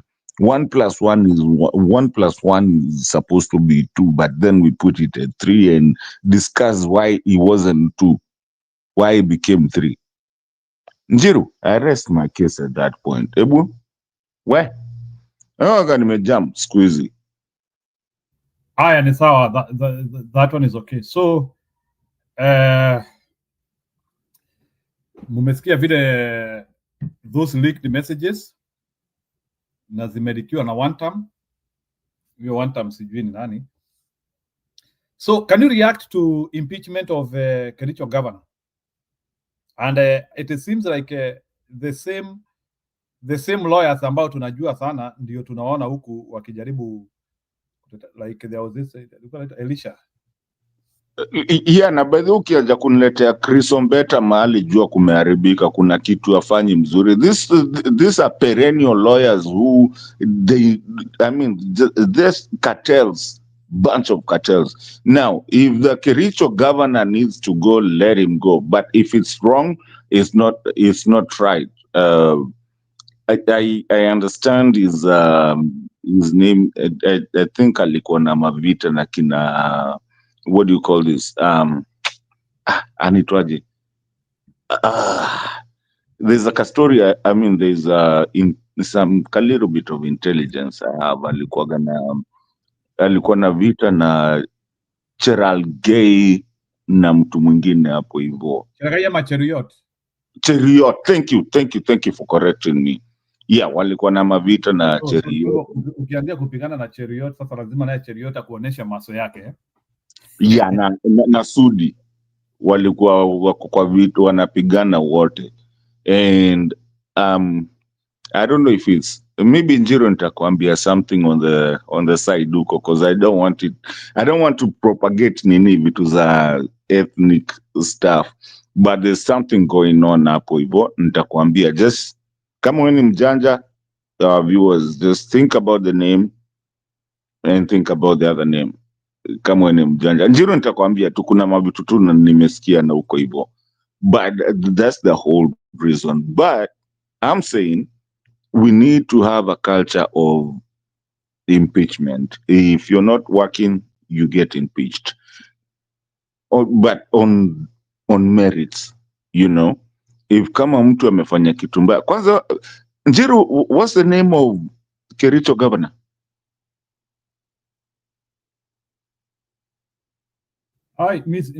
Nafikiri anaitwa Mtai ama Mutai. How are you? Sikuwa nimekuona. Ulimjua lini? No, that guy was a lecturer at University of Embu. So he is a very recent guy in politics. Yeah, lakini politically amejua. Watu wangapi wanajua jina yake? Hata wanajua. Is he even been politically on the nini kuonekana? Have you ever seen a statement yake? I've not seen anything. Okay, ni sawa. Yeah, so when unaenda unavutana na mtu huko hivyo unamtoa mtu hata hatuko tunajua. I mean, we know kina the Gladys Wangas, we know the kina Vinyandetis. Me, I didn't even know who the governor of nini is. Now you go mnaenda mnagongana huko and then you come back kutuambia tumuimpeach. We don't know, but kama meritly ukweli. Why am I still copy pasting actuals into Excel? I'm a CFO, not competing. Hello, Mama. Our old constitution had the controller and auditor. Yours now the auditor. Many Kenyans are happy with the reports you produce, and many Kenyans have a positive view about the auditor. What is it about the constitution that has helped your office come into being and exercise those powers to the point where many are happy with what you do? Thank you very much, Moderator, Your Excellency. Again, I join my colleagues here in recognizing the importance of this day. It heralds a new era that moving forward, hopefully, we shall put the Constitution at the front of all decisions and actions that we take as government. To answer the question concerning the Auditor General, we'd have first to demystify and remove the misconception concerning constitutional commissions and independent offices. Most of the time we hear people referring to the CCIOs, as we call them, as competitors to the governance structures already established, or as a fourth arm of government. That is far from the truth. Constitutional commissions and independent offices are not a fourth arm of government. They are intermediaries between the people and the three arms of government as established. And why do I say this? Allow me to go to Article 249. And this will also answer the question on the role of the Auditor General. If you look at Article 249, and the experts are here, two of them, it is demanded of us as CCIOs that we protect the sovereignty of the people. So the work that we do, the established constitutional commissions and independent offices are demanded by the Constitution to protect the sovereignty of the people. And why is that article there? It means the Constitution contemplates that the sovereignty or the sovereign power of the people as guaranteed by the Constitution may not always be safe. or may not always be observed when the people delegate such power to the three arms of government who are ideally supposed to be independent of each other, whether at the national or at the sub-national level. And as CCIOs, we are tasked to protect that sovereignty through our various mandates, including the audit of how public finance is being applied in the actions, in the activities, in the policies, in delivery of services, and also in sustainable development, and report on this. But of course, the Constitution also contemplates that there will be action taken on this. We are also required to secure the observance by all state organs, and all state organs include the Constitution Commissions and independent offices on the democratic values and principles. And that means we recognize that as a democracy, the ultimate power rests with the people, and hence the constitutional requirement under the various articles for the participation of the people in the decisions and actions that affect their lives and their livelihoods. And the decisions and actions that affect the people's lives and livelihoods utilize public resources, whether in form of funds or whether in form of our other wealth within the country. So the Constitution did not envisage the breach of this requirement or tokenism or superficial gestures or symbolic action on public participation. And the judiciary has pronounced itself on this. And we can challenge Parliament, and the Speaker is here, that we need a law and we need regulations on public participation. Point of reference. So, with regard to the work that I do as the Office of the Auditor General, we follow the money that Parliament appropriates, because the money is appropriated by Parliament, the money is oversighted by Parliament, and Parliament reports back to the citizens on how the funds that they have appropriated has been utilized for the benefits of those they represent. So the Office of the Auditor General is established as an arm of Parliament or as an independent oversighter that links directly to the people on how their resources have been utilized.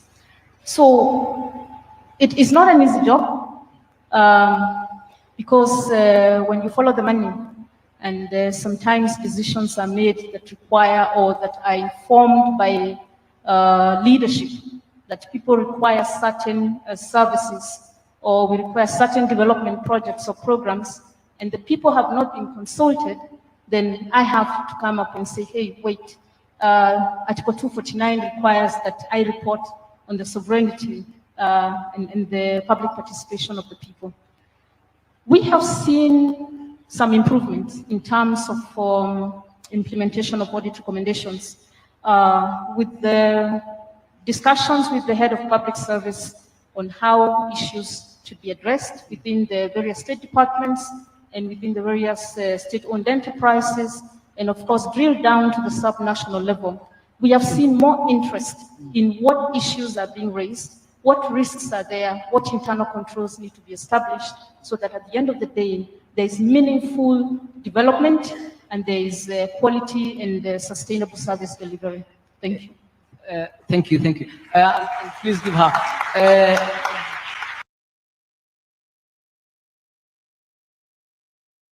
Sawa, Julia, umesikia anything Kadongo amesema hapo? Because she was trying to talk about corruption and the thing which she does in her office. Maybe Julia and Mukenya Mukora, you can react to that as we close now. Mukenya Mukora? She was trying to be safe. She played very safe. Okay. So did she give like a plan, a formula, how things should be done? Ama tu needed to kuongea tu kwa vacuum. You are talking that you are not saying. Ni story za Jaba tu ameongea hapo. All what she said we know. So we want to know what is she doing? Who is doing what about what?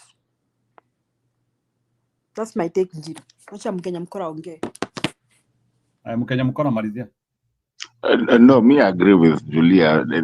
Amesema everything that I want to say. I mean, hakuna kitu tumesikia hapo ni stories za Jaba. I mean, that's the nonsense going on in Kenyan politics. And the thing is that what we did not see is, you can imagine how much money was used to, if you ask, How many money? I mean, how much money was used for that hall and for all those people to come there? It's to come and where Julia Paul, back to you, sis. You're a teacher. You know what I'm talking about. Alafu Njiru na matunaona Ruto brought this Katiba Day thing because just like someone in the comment section kwamba the internationals, I mean American na nchi nyingine zinamwingilia. Sasa he's playing good boy. Okay?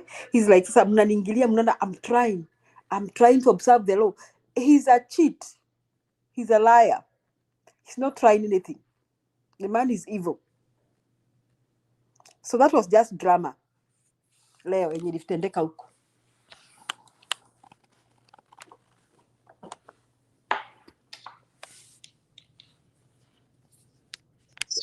Ebu sis Julia, nikuulize, for how long tutadanganywa hii kitu? Like for how long tutakuwa tukipewa tu drama kama utu? Mnaonekana ni kama kuna kitu. You know, Julia, and I want you to answer me. You remember time there was that time of ilitwaje magari za electric nini? We saw buses walking climate. We saw buses zikitembea huko hivyo na tukakuja pia tukaletewa sijui motorbike za electric motorbikes. Whatever happened to these things? I mean, kwani is this tumekuwa giri like nani used to say it, msimamo giri, you know, that kakawatok that just forgets. Where are those buses that were walking down the streets of Nairobi? Where are those small, I mean, the motorbikes that were supposed to be electric? Where is the inaitwa nini? The is the anyway, nikiendelea nitachoma, but those two, hebu niambie ziko wapi please. Haziko, wacha Njiru atuambie ziko wapi na afunge show akitaka. Me, I'm done.